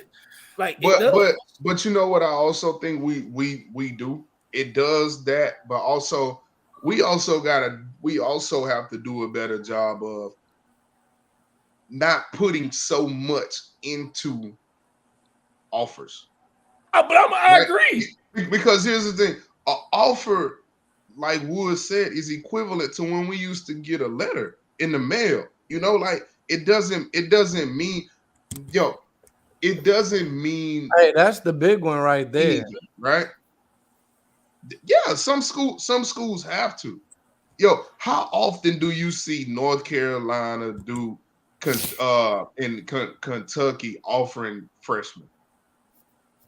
Like Very rarely do you see that. No, Very yeah, rarely but the do you point, see but Like But the Kentucky point hasn't I'm even saying offered is the that- Boozer twins yet, and they're But- really, really good. But my point is this: I get all that. I get the business. I get the make the kid feel good early, so you could be in his back pocket as he grows, a better player. 2 years later, well, dang, I get all that, and I'm it's part of it. But it's certain situations where people offer kids, and like you said earlier, they don't do their homework. They don't pay attention to the kid. They ain't really see the kid play in different atmospheres. So at that point, it sometimes make it bad for business because, again, you don't never know what is real. And to me, sometimes that's the problem. Example, to go into the segue of my next one, and it is what it is, because we talked about it. I guess I gotta be one to speak on it. How many times we gonna allow people to keep doing shit? Because this what makes it bad. We can't get a real good prep school, or we don't do the things we supposed to do, because we allow dudes to get out here and lie and reclass niggas 3 times. Put 2023 on the TABC roster when they 2021. And then we realize why certain other kids that play with them ain't getting no looks. Like, how does that go? And we don't talk about it. I was so happy for you, D. King, when you started talking loud a year. I was happy. That's my partner, dog. But hey, good vision, my partner too. I love them all. But we gotta stop this, bro. Like, that's why certain people not getting what they deserve, because we be so quick to call a kid out and be, oh, his offer not real. But we'll go and shake hands with the same grown-ass man who messing over the kids or putting stuff in situations, and we never don't call them out or be like, hey, bro, like, hey, you can't be doing that. Like, that ain't gonna work. Hey, let me say one thing. Rob has opened the floodgates to cursing on the show after 2 weeks ago. This is the most cursing we have all done on this goddamn show. But and it's all Rob's fault. Really, D. King, honestly, it's your fault because you was the first person to start cursing on the show. You really was. Shit, all type of stuff. Let's be real, D. King. Watch the first season of the Shot Clock. Yes. Boy, you could not stop cursing. You couldn't. But Every time. I think I might have like really been talking about something like passionate. That's the only time I really just curse. Like, I'm passionate right now. I'm passionate right now. No. You really? Who was that? Bundish put ant bed. That would have been a great thing to put on this segment of the show. Ant bed. You get it? I'm just saying, bro. Like, it's just, I guess for me, you stupid, Taj. DK, you got a new press school? No, man. Legacy Vision of Third. They would shut me down. I promise you. But I ain't gonna lie, if you put it in Third Ward, I'm there every day. Hey, but let me it's gonna get broken into every day too. Man. We ain't gonna have no copper on the air conditioning.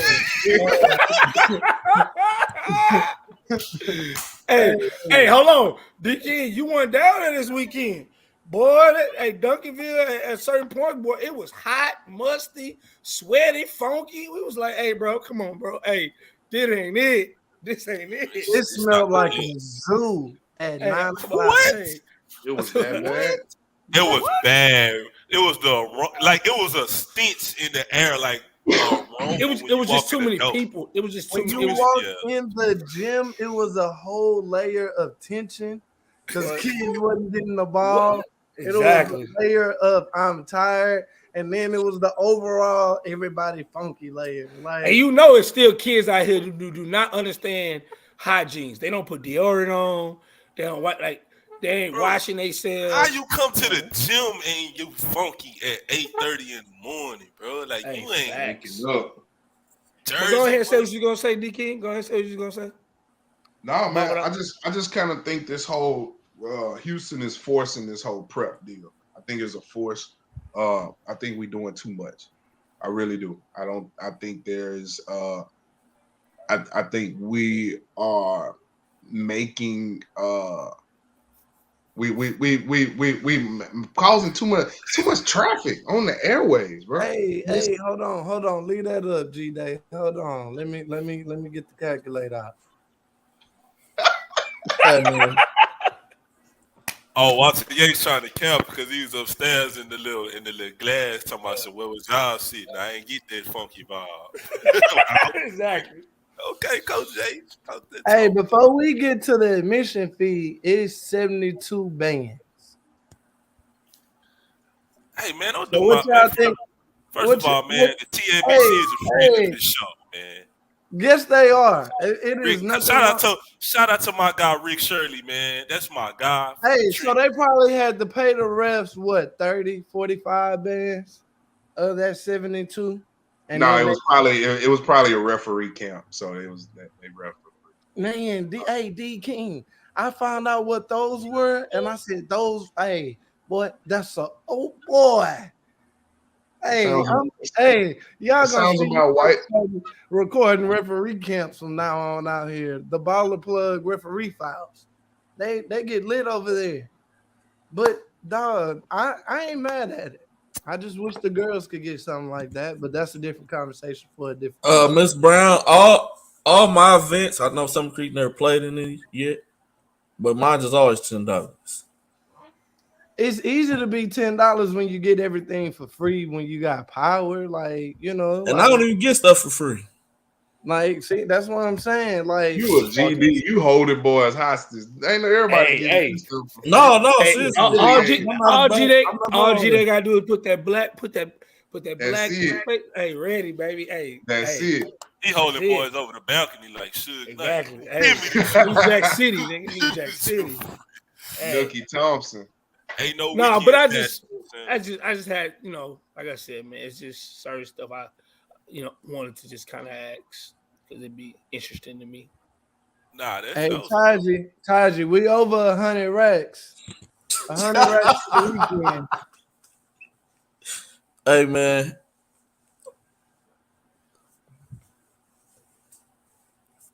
Man. Hey, you know what? I love my Silsby people because four's the slightly stone. Hey, die hard spam bot out here that loves Silsby to death out here. Hey man, Jerry Harris put on the show, man. Hey, Hey, it Yeah, was shout out to good. Sylvie because they was playing 7-on-7. Shout out to Hitchcock as well. Hitchcock, their 3A school. They won the 7-on-7 state tournament, and then came down here and went 3-0 as well. Or went up to Dallas and 3-0 as well to ABC, and they went to state last year for boys basketball. So shout out to Hitchcock as well and to the Silsby team. Aaron For both of them for doing that. Aaron Valentine played 7-on-7 Saturday morning. Drove all the way to Dallas and played with St. Thomas at night. Like it was some school, man. But hey, Taji trying to count up the money, boy. bro, like if you could, like, okay, so if Duncanville Fieldhouse wasn't at capacity, but they was always rotating them out, what's 10? We was a little bit off. We said it was 60. It was 60. We was a little bit off. Oh man, they a cool quarter of a meal. If you ain't have to pay nobody, they walked away with a cool quarter of a meal. Coach Bundes, we could have had a Faith family type team in Houston. I don't want to steal this because G-Day told me this, so I ain't finna act like I knew this. So G-Day, but Legacy could have been UIL in 3A. They could have went to. Ain't no way in hell they let Legacy 3A UIL. Yo, great man, them people are look. Boy, y'all crazy. Do you see Faith family in 4A? Ain't nobody beating them in 3A for real. Man, that's in Dallas, bro. They let them Dallas. Ain't nobody beating them in. Man, we seen the top 4 4A teams. That's because Dallas invests in their sports at all levels: football, basketball, schools, from the NBA. What Faith family got going? You know why? I watched Silsby take them down to the wire. So even if y'all say they are they could be beat. If you coach your kids up, they could be beat. So whatever. Coach Wood said the rest were horrible. He wasn't even there, bro. No, he said were they horrible? Were they horrible? Hey, they not worse than them EYBL refs in Indiana, bro. I told you I'll never complain about a Gasso ref. I complain about one. I wish I knew his name. I say it right now and call him out. He hey boy, you sucks. sound hey boy, you sound like me out here. Hey, boy, I'll be on them refs' ass, boy. He's terrible. He's terrible. G-Day, He's remember the terrible. ref? He looks like a from salsa dancer. He's god awful. The ref from Sloan event, G-Day, who was in his feelings the whole time. Oh, with the glass. Oh, no, yeah. Not him, but a different. Hey. Say, you know what though? You know why I ain't got no beef with refs? Cause my boy Aaron hit me a long time ago. A long. If you're cool with the refs, you can do whatever the fuck you want on the baseline. Like I went to this girls event, they cleared the whole baseline out. Oh yeah, that's my man with the camera. He good. I was like, thank you, Lord, because I wasn't trying to move. They probably still. Hey, Gary, you went to go watch the Banshee game? You went to go see Look, the Banshee I'm with you, Ms. Brown. Live. Hey, my guy seen you at the event. The one whose daughter played for the Jets. He was like, I seen your guy. He came to watch the Banshees. I was like, oh, okay. Yeah, I pulled up. I caught 2 games. Now we literally seen the ref on what was that Friday G-Day when Legacy played Duncanville.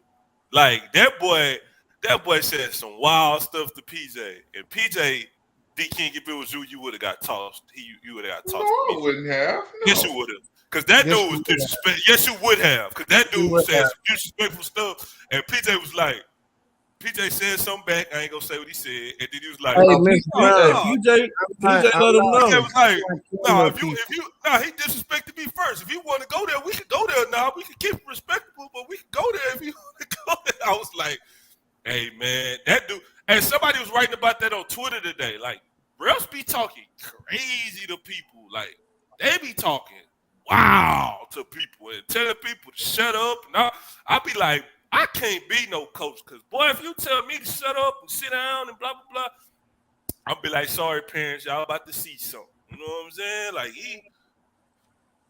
they be talking crazy. Hey, scream this louder, though. Like, it's hard to go in Duncanville in their home, like, where they practice at. And, you know, Legacy was ice cold at the beginning of that game. Let's just keep it a buck. But they got back in the game. And then at one point in time, they was frustrating. But, you know, you got to play the whole game. And of course, Duncanville does what Duncanville does. But, dog, like, it's hard. It's hard to go in there in the summer. And you talking to somebody who you know, Belair lost by 60. You know, that's just how dominant they are at what they do in their program. Hey, I can't wait to run Holly get back, and I hope Holland, Lake Highlands play Duncanville sometime during the season, because boy, that's gonna be an awesome matchup. Yeah, Taji, I seen when that's a kid from Australia. When he went over there and was like, hey man, y'all ain't playing, y'all can at least stand up, cheer, clap, chant. Like when he's checking out the game, he's like, y'all gotta have the same energy we got on the court. I mean, I like when he did that. I'm an Australian for the rest of the. Wait, who got a kid from Australia? See, you don't care about Legacy. You don't support them. Man, look how he looking. Mr. Bogie, we're gonna keep that under the wrap, Mr. Bogie. We can't be letting everybody know about the spot. Can't be letting everybody about the spot. Oh, Thibodeau's, man. Yeah, but we was in there. Me, Bob, Mr. Jason. Hey, I don't know what you drinking not right now, Mr. Jason. That definitely ain't how you spell Thibodeau's, but I know y'all must have had fun. Oh man. Man. Hey, you know when people be like, spell it. Mr. Jason was like, bro, we had fun. It don't matter. So, man, there's been a lot of good talk, but before we jump to this next segment, man, so I'm gonna let y'all get prepared in the comment section. We want y'all top 5 favorite wrestlers of all time. Your top 5 favorite wrestlers of all time. Waiting on this. Yeah. Before we get to that, though, I'm gonna let y'all get that together. We're gonna run a couple clips real quick in the guy, the Marley player. Hey, yo.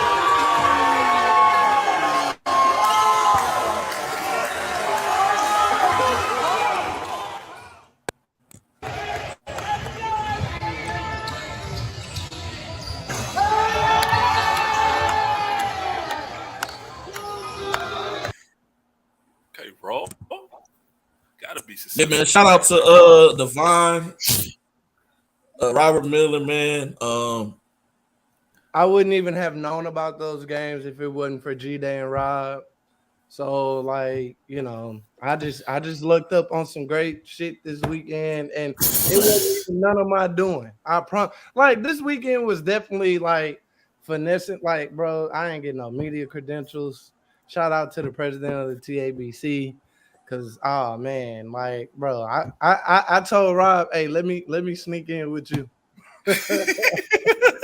Like, Hey, shout man. out Ant was gonna put me on the North Shore coaching staff. Now it's some real people in this world out here, and I'm grateful for them. So I always try to shout out people who look out for me, because it definitely don't be easy out here. But yeah, like all my games were based on Ball So Hard and Carol's Corner. Hey, my man picked Mark Hold on. Henry because he's from Silsby, man.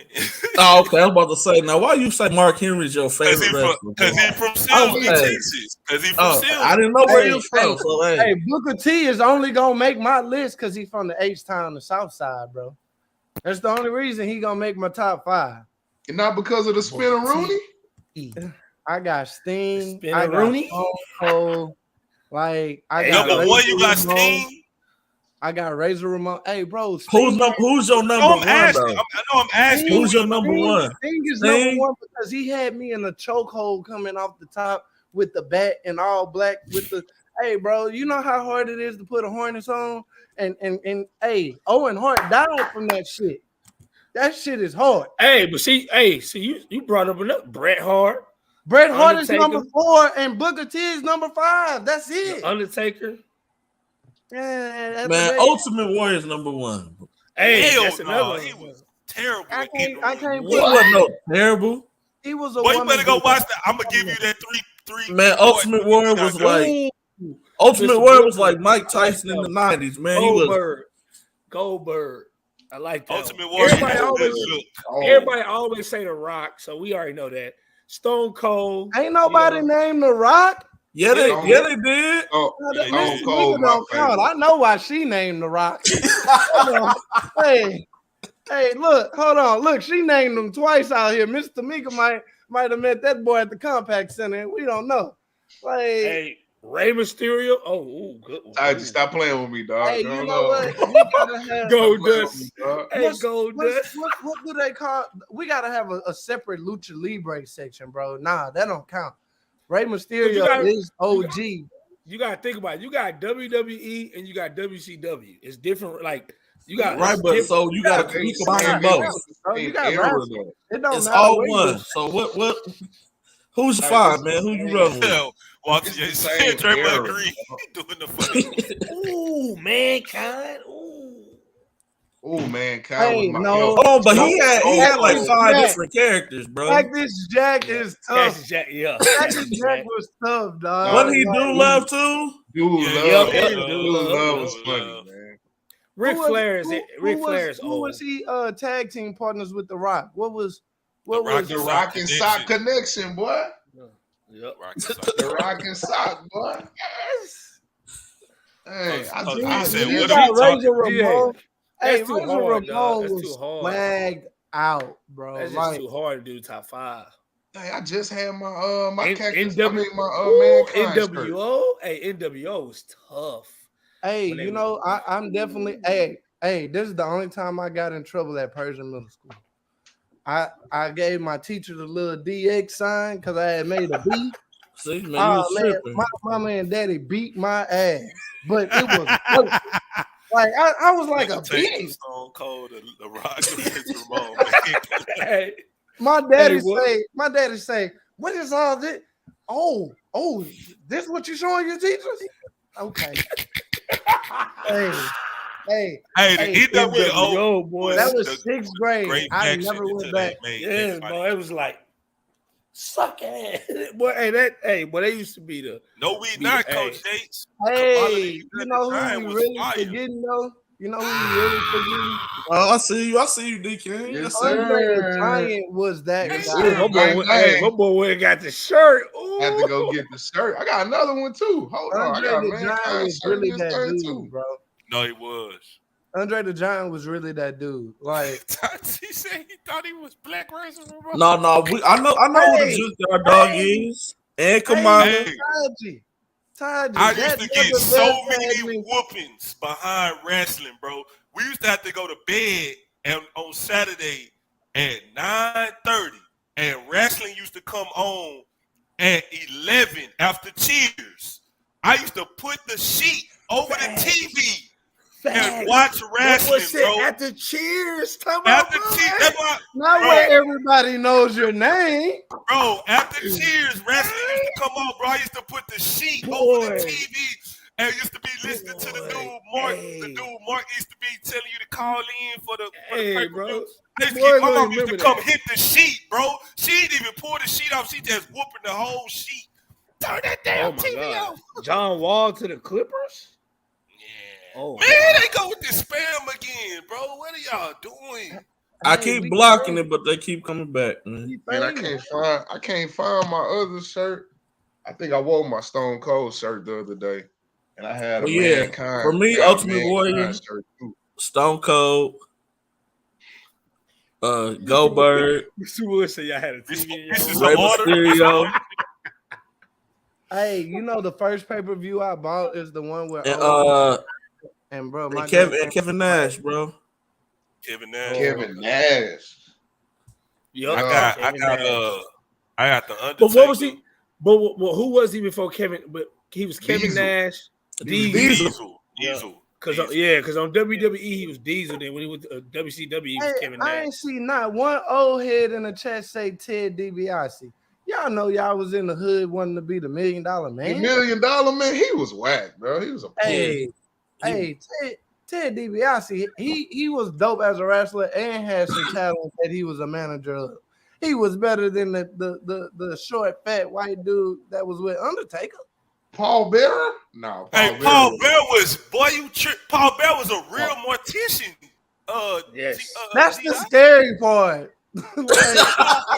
Hey, this is what, bro. Hey, he was on the embalming fluid for real. This is why Paul Bear was one of the best managers, because he cut all the promos for the Undertaker. The Undertaker ain't really talked back in the 90s. Paul Bear cut all the promos for the Undertaker. Yep. Paul Bear and Jimmy Hoyt was like two of the.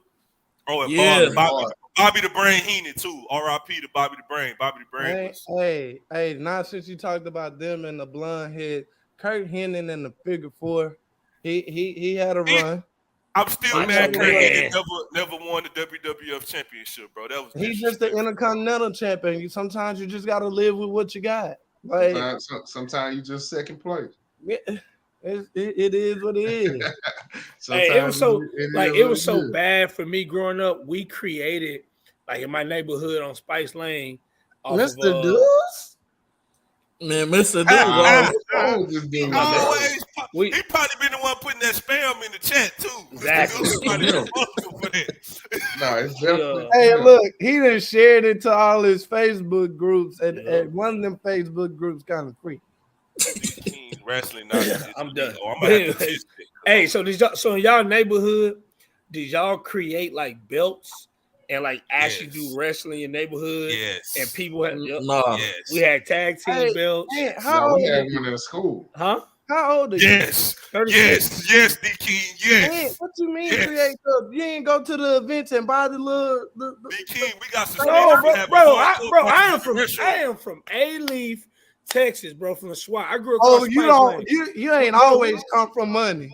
Come on, bro. No. D King, we was having hardcore matches. I'm not gonna cap. I got one from the event and Toys R Us. Nah, we used to get cardboard boxes. We used to get our cardboard boxes and cut it out make the belts and like actually wear them, bro. Like we would walk around our apartments and like we would run, like swear to God, like me and my homeboys, we would create like different matches, like just run up on each other and like the middle of the day and just start wrestling. But I took your belt and slam them, pin them down. Hey, I'm the new champ. I'm the new champ. And like, bro, like we used to really do that, like tough, like in the like tough. Taj, I'm with you, man. I'm the only best I got, bro. Yeah, I know. We had to make our own belt. I used to put foil. On my little brown belt. I couldn't go buy no belt, bro. I couldn't go buy no belt, bro. I ain't never been to no wrestling match to go buy one. Like, what do you mean? I ain't never been to one either. You know what I'm saying? Like, ever. You know what I'm saying? Like, you ain't even Never. one. Nope. Oh man, we gotta take the kids. Hey, the first wrestling match I went to was Tuesday in Texas when after the Survivor Series when Undertaker beat Hulk Hogan when he power dropped him on the chair when Ric Flair slid the chair on there. They had the rematch 2 days later at Tuesday in Texas, man. Hey, I was in there. My daddy brought. That's one thing, my daddy bought me the wrestling belt. With the sticker on that mug for my birthday. I was in Texas. I was in Tuesday in Texas, man. They gave Hulk Hogan the belt back, bro.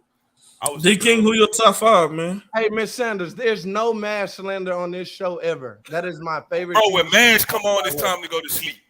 You turn the TV off for Mash.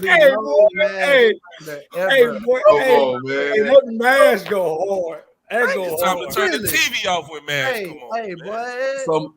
So Mash or 18, which one? The 18. 18. Mash or 18?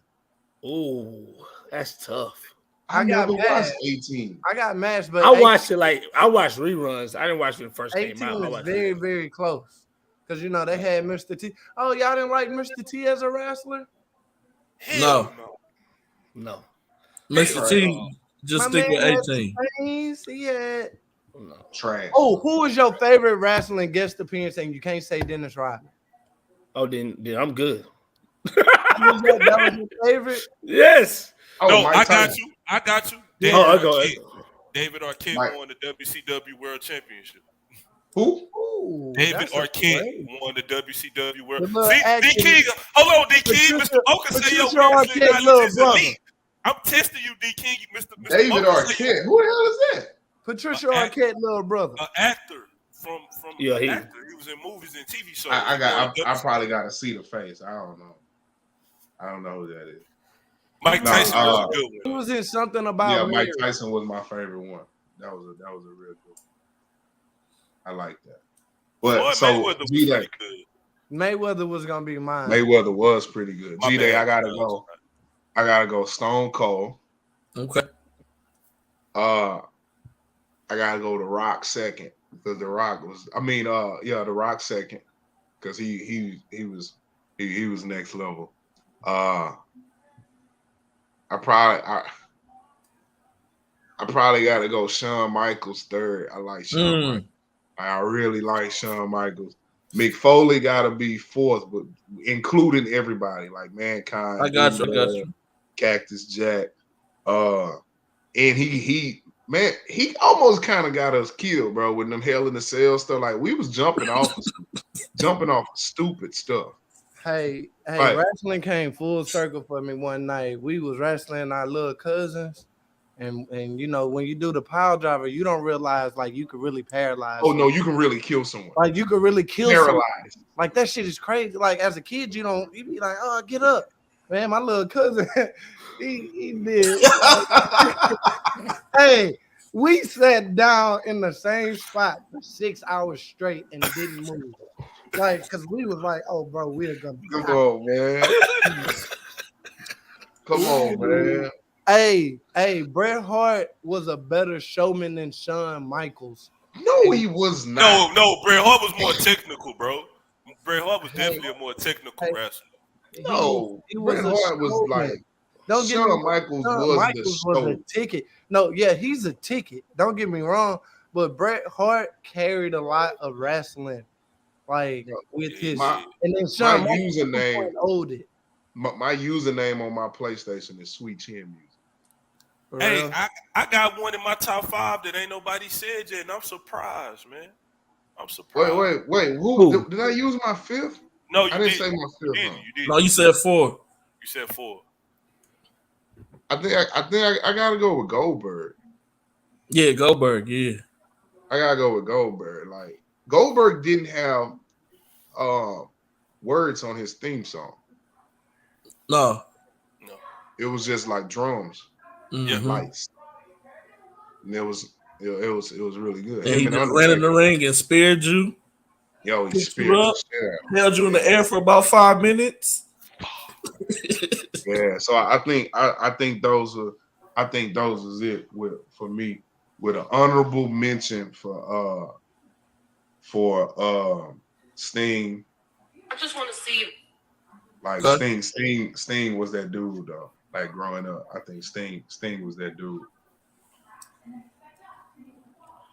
Who you got, Rob? I'm telling you, he had me in I a got choke.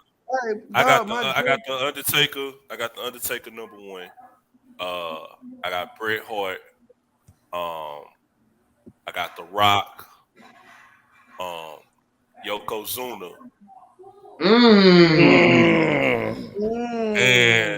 And I got it. And the 5th one, another one that nobody said, and I loved him from the time he was in WCW till he came to WWE.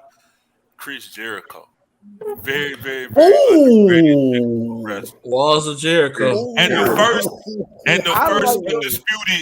first undisputed champion on WWE also. He won I like them as Christian and Edge though. When they went to Christian and Edge, they rebranded really well. Yeah. Chris Jericho, he rebranded really well. I like no. I thought the Hardy Boys was with I thought no man, you said Christian and Edge. I'm thinking the leader. I'm thinking they used to they used to give the Hardy Boys epic matches. I don't know how. Hey, Mr. Ivory. Hey, Mr. Ivory is doing a good job. Hey, I feel it. Eddie Guerrero was tough. So was the Harlem Heat, boy. Yes. I mean the Latino Heat. Latino Heat. You know what's not acceptable in COVID now? What's the dude that used to spit the stuff in your face? Me? Not with the paint on his face. Was it Goldust? Was it Goldust? Yeah. But no, Goldust blue. He blew like glitter on you. Blue dust. It was a dude. It was the fat dude with the paint on his face. He used to blow. He was the voodoo dude or something. That's not Kobe. Yeah. My boy. Hey, I can't think of his name, but he was the heavy guy. His name's like Bam. What is it? Bam. Oh, Bam Bigelow. Bam Bigelow. Yeah. Papa Shango. Yeah. Hey, Papa Shango had like 5 different characters though on WWE. He was the Godfather. He was Karma, the dude. Hey, what was the worst? I know what it is. I know what got voted number 1. What was the worst gimmick that they ever did on WWF? And I agree with the one they voted number 1. I just want to see what y'all said. A lot. The whole train. That was number 2 or 3. The worst. No, that's number 1, bro. The worst gimmick they said they ever did that they should have never did was when they did that boxing thing. Remember that? Remember when they had put them in real boxing gloves and had them doing that whole tournament and Bart Gunn won? Remember Bart? You don't King, they said your wrestling knowledge was elite. They had them boxing. You don't remember Brawl for It All? When they had that was a boxing match. Bart Gunn knocked out Dr. Dev Steve Williams and tore his ACL. They had paid $1 million for Steve Williams to come to the WWF, and then Vince Russo. Matter of fact, he made the boxing shit because John Bradshaw Layfield said that he could whoop anybody's ass in the locker room. I remember. He made up I didn't know it was real. Wait, it was real. It was real. No, that was real. No, that was real. They said that was not a shoot. That was real. This one was bad too, though. SummerSlam 93. Yeah. That was horrible. But it was Kane. It was No, horrible, bro. Speaking of the worst thing they did, all right, I ain't gonna lie. No, the whole train's the worst to me, bro. It was to take Kane mask off and show his face. And yes, they fucked up the character of Kane, bro. It messed it all up. But I know I wasn't the only one who thought they were really brothers. Oh no, I definitely did. I thought they. I did. Okay, they fooled me. We were all young and gullible. I argued my daddy. For I years. was like, bro, they hitting boys with chairs. How is fake? He was like, Hey, my uncle made me realize, Baller Plug, I was crying, right? Because they put Hulk Hogan. Remember they jumped Hulk Hogan on Jake Snake Roberts Snake. That's why Hulk Hogan is not in my top 5, bro. But they put him in the coffin. I was crying after the show went off, and my uncle was like, "Negro, he gonna be back on TV tomorrow. So how he dead?" I'm like, "They killed Hulk Hogan, man." He like, "Man, that's fake, bro." yeah. When I seen them, I didn't like the American Badass Undertaker. I did. no, when I seen Hulk Hogan get thrown over the ropes, bro, we sitting ringside, and he take a razor from out his pant, his little underwear that he's wearing, cut his forehead, bro. Like, come on, bro, and put it back in there. Like, I was done. I was like, oh, this. You Wait, was wait, wait. ringside? Hold on, Yeah. ringside. Hey, I was ringside. hey. I got in the building, but I was in the bleeding money. That's that Coach Woods money. Hey, Taji, that's why you gotta say, Taji? First of all, I do not frequent those establishments to even. Hey, Taji, that's wild. Taji, I'm about to, I know Taji, some people like that though. That's a basketball analogy. Like, it is. Hey, I did think Yokozuna was Japanese. Nah. I ain't gonna lie. I thought Yokozuna was Japanese. come on, Mr. Dudes. We know a black guy that black and a white guy that white wasn't brothers. Like, we knew that and Bobby Ray wasn't brothers. They did a great job of Hey, you know what? They did. Rikishi probably had the nastiest finishing move in more ways than one. Just imagine getting paid to let them put his ass in your face. Like, yeah, that was. Hey, that was a bad storyline too, though. Y'all remember how long it took for them to get to that storyline about who ran Stone Cold over in the limo? It took them like over a year for them to explain that story, and then it ended up being Rikishi. That was I was done. I was done watching. That was so whack. Yeah, I was like, what the? First of all, y'all went off the story, but that was Vince Russo and that dumbass writing he used to be doing, bro. He was a dumbass writer. He fucked up WCW. Rob, you know the writers by name, but that's why I call you historian. Yeah. They used to have. Hey, go ahead. Do you remember when who was that? The Big Boss Man drove the police car to the Big Show funeral. Yes, to his brother's funeral. And hooked the casket up to the thing. Come on, bro. Big Show jumped on the casket so much. Come on, man. Oh, y'all didn't put the Big Show Big Show could do though in the early WCW Big Show when he was doing the shooting star presses off the top rope at 7 feet. 400 Unitard Big Show was what would he wasn't the Big Show when he had the Unitard. What was he? He was the giant. He was the giant. Yeah, the giant. But he was big. If you think about it, bro, he was whack as a wrestler. Like he was whack. He was stiff. He couldn't do no moves. They didn't market him like they marketed him worse than Andre the Giant out here. They just was trying to ride the name. Well, yeah, nobody said Ric Flair was their favorite wrestler. That's crazy.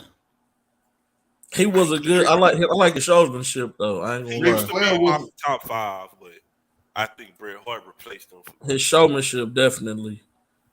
But as an actual wrestler, I ain't like he faked too much, man. I love John Cena more as an actor than I love him as a wrestler.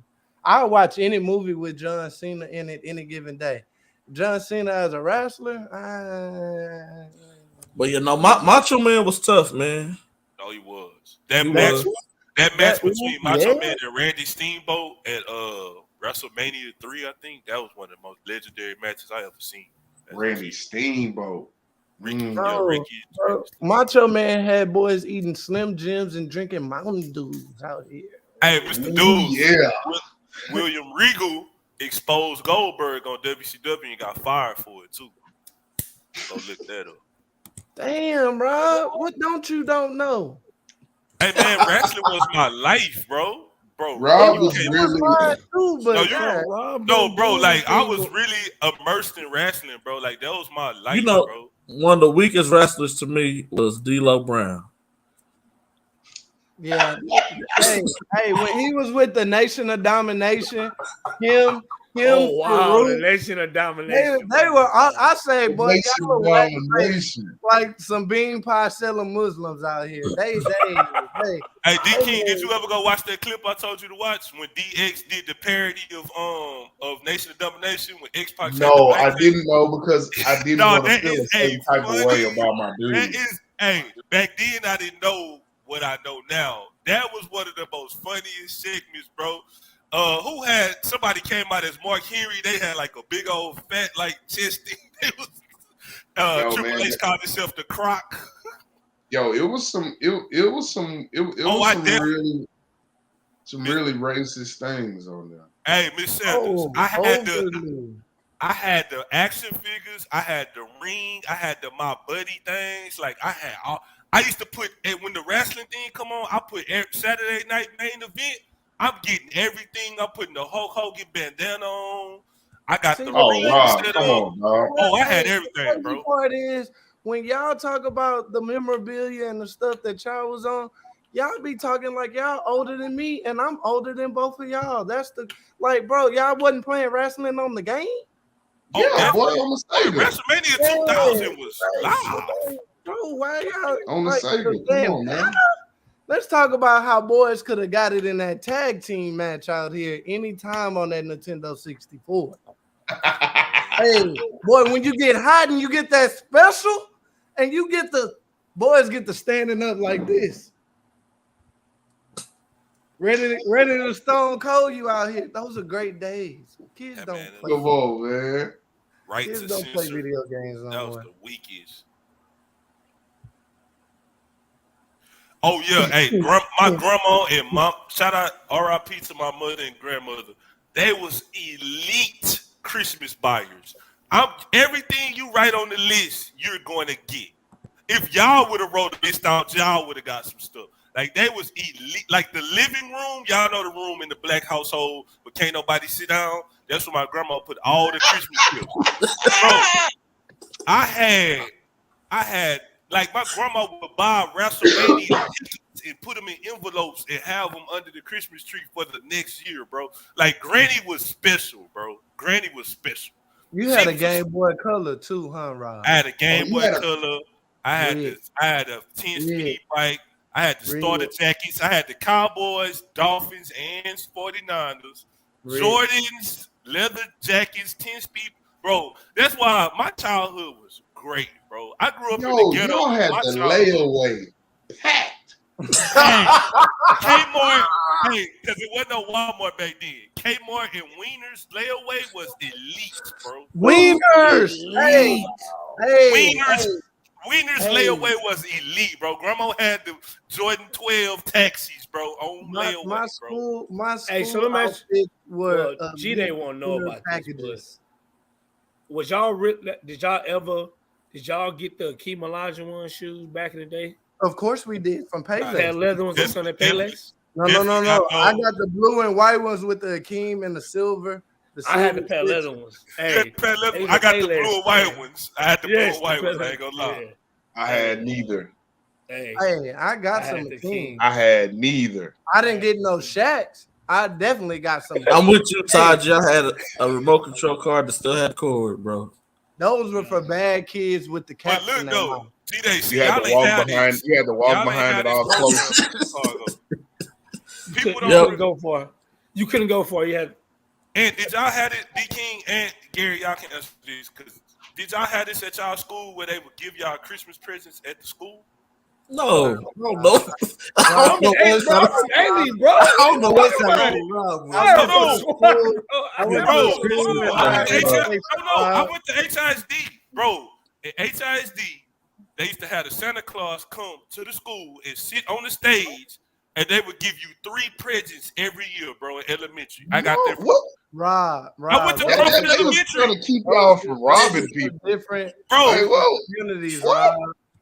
No, I'm not. No, I those was were in for Fifth different Ward, bro. communities, Rob. Jensen and Yeah. Lowndes Avenue, bro. Yes, they did yes, this Rob. every year. Did you see what You would Mr. get Smith 3. said? You would get 3 gifts. Like some kid, I never got a bike, right? So they had bikes lined up, and you would get 3 gifts every year, bro. And you would take a picture with Santa Claus on his. Oh on yeah, his see, bro. Rob, those were Never. for different types of family economics out here, Rob. Oh, y'all was in a different. No, we was No, on that. We was on the borderline of poor. Like we just had enough. See, Miss Well, Tamika said that they still do it at some school. some schools. Oh, the whole HID Some they was doing. Nah, they was like, yo, we giving you free lunch. We ain't giving you no toys. You gonna eat this square pizza. That's it. Hey, Yeah, Rob too privileged, man. hey, man, I was blessed. Yeah, bro. way too privileged. No, I was you blessed, way bro. too privileged. No. Rob talking about that, man. I remember we got Christmas, we got the Hot Wheels race car track. We was excited, bro. And my mom was like, "Oh, that ain't for y'all. That's for me to whoop y'all ass." y'all ain't never used to get whooped with the race car Yes, track, with the Hot Wheels race car track, yes. And that dude's thing, dude. Yo, I'm sorry y'all went through this. No, it was It's not great. y'all. It's not y'all fault, man. No, it was I great. got whooping. I got whooping with a stitching cord. Yeah, same Getting thing. outside, getting outside of the bathtub, because Yes. I went. Oh, them the worst whoopings when you still wet. So look, hold on. CPS. I tried to be smart. CPS. Listen. So my mom and dad left the house and was like, "You better not go outside while we gone." So I'm not messing with this guy. Oh, this guy. And I snuck out the balcony and opened up my side door and snuck out the balcony and went down the stairs. When I came back, I forgot to lock it back. So my mom didn't say nothing to me. I was like, oh, I'm good. Boy, took a shower, took a bath, came out. As soon as I opened up the curtain, she was standing right there with stitching cord. I was like, hey, Man, them the worst ones, man. Worst one. Yes. Hey, how you get on Black Planet? Metal hanger whoopings. Ooh, the brown part. Yes, I got that. Yeah. Yes. I got that. Yes. Yeah, that ain't nice. That ain't nice. Not at all. I don't like talking about whoopings. Y'all gonna make me. They build character, man. They build character for me. They build character. No, Rob, you're angry. Yo, it didn't build any character. You have scars. You need to talk about it. Hey, my whoopings built character, boy. Hey, No. Hey, it still make me think about doing some things today where I'd be like, no. Yes. I'm not gonna do it, bro. I'm good. You don't think you're just a better decision maker now? You think it's because you got whipped with an extension cord? No, they did. They look. As I got older, some of those whoopings resonated in decisions that I was about to make. What is why I say that? Because I ain't doing all the object thing, right? Like my son, I just hit him right there in the cuff part. Like I don't do all that. But that's a little extreme. Extension cord, like how close to slavery do we have to get with our punishments? Bro, we 12 years. We further away because Everybody it ain't no grannies like Rob got no more. Hey, my grandma was born in 1936, bro. Thank My you. grandma It was ain't born no in more 19. most So it of wasn't these grannies no. are born in 1986. And guess what, D King? She was the most feared ass whooper in the whole house. I would rather get a whooping from my uncle than get a whooping from my granny. Because my granny gonna talk to you, whoop your ass for 5 minutes, talk to you again, whoop your ass for 5 minutes. Like you gonna remember. You didn't see how they you didn't see how they treated my man on 12 on Django. What's my man name? In the big house. Like, yo, he was feared. He wasn't cool. Like they feared. Man, don't y'all be whooping kids with no extension cord, man. That's not. Oh man. no, I don't do that. I'm talking about what happened to me. Man, don't celebrate that easy like that was a good. That ain't make y'all better. Y'all hurting inside. Hey man, it made me tougher, man. Exactly. No, it don't. You know what that means? You know what that means? That means that means you can just take some punches. That shit don't make you tough. That's what I'm talking about. It made me tougher in that sense. Yeah. Yeah, you know on fight night when you building your fighter and you put his chin up to like 12 so he can take some punches. That's all that did was just build that chin up, man. Golly. Man, go on, mind your business, bro. Mind your business, little dude. But yeah, man, look, D King, what? Don't when was CPS watching the show, man? But no, fellas, y'all got any final comments, man, before we hop off here, man? Nah, I'm finna get off anyways. Yeah, gotta go see the Wolf, man. Man, I think we had too long. No, I think we had a great conversation about TABC and recruiting. I think that was some good information said by everybody. Wow. Damn. Wow. HIPAA violations, Mr. Jason. HIPAA. I thought it was something that had to do with his ankle because I seen his ankle brace, but damn, that sucks, bro. The knee. That explains the lift. Then that explains. As I said I knew something was wrong. I just didn't, I knew he couldn't. Hey, that's tough. Shout out to TABC, man. Rick Shirley and all those dudes, Hawk, and I got to meet the president of TABC. Shout out to all them, man. They put on a good team. Rob, you don't need to send it to me. Rob, send it to me as it happened. I don't know how Rob got the footage so fast. That's the person who told me. I definitely saw it. I delivered the message. You know what I'm saying? I definitely saw it, man. CC him. Matter of fact, Gary, move your head real quick. I'm trying to see what that gentleman with the white shirt, too. Oh, them some Supreme Air Force Ones that kid got on back there. That dude in the white shirt looked like he need a sandwich.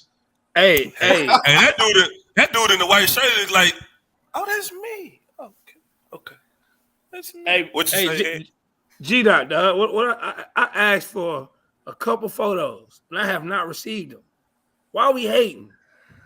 Say, why are we hating? First, I got. Can D King get an edit out here, please? I gotta get the kids what they need first, but D King still need a coaching edit, man. They already done. All right, send them my way, man. I gotta get some likes. I gotta get some. You know what? I'm really sensitive about sending out my link because I done seen a couple of my pictures out here be places that they shouldn't be. Look at D King. Hey, D King, send me that, man. I'll make you an edit, bro, man. Oh, who took that picture though? Your mic on mute. While you talking, D King. Oh, my bad. Shout out to the plug, man. All the plug, man. You know it's time to go, man. Hey, yeah. These dudes. You gonna get it? I ain't talking about you. I'm talking about these dudes in these comments. Hey, it's time to go, man. We keep getting hacked, bro. Yeah, get out here before they get my Social Security. Yeah, man. Till the next time, next bro, Monday. Taji be on my head, bro. Farmers only. It ain't nothing over there, Taji. Nothing. Next month is the Hey, what's going on, man? That's my guy, man. Hey, D King be using him at the game, Joe. I ain't gonna lie. He got D King let him get a race car. He rode it on the middle floor. Got people slipping and sliding, man. He the sixth defender, man. He got some pictures in that link. No show next Thursday. No show.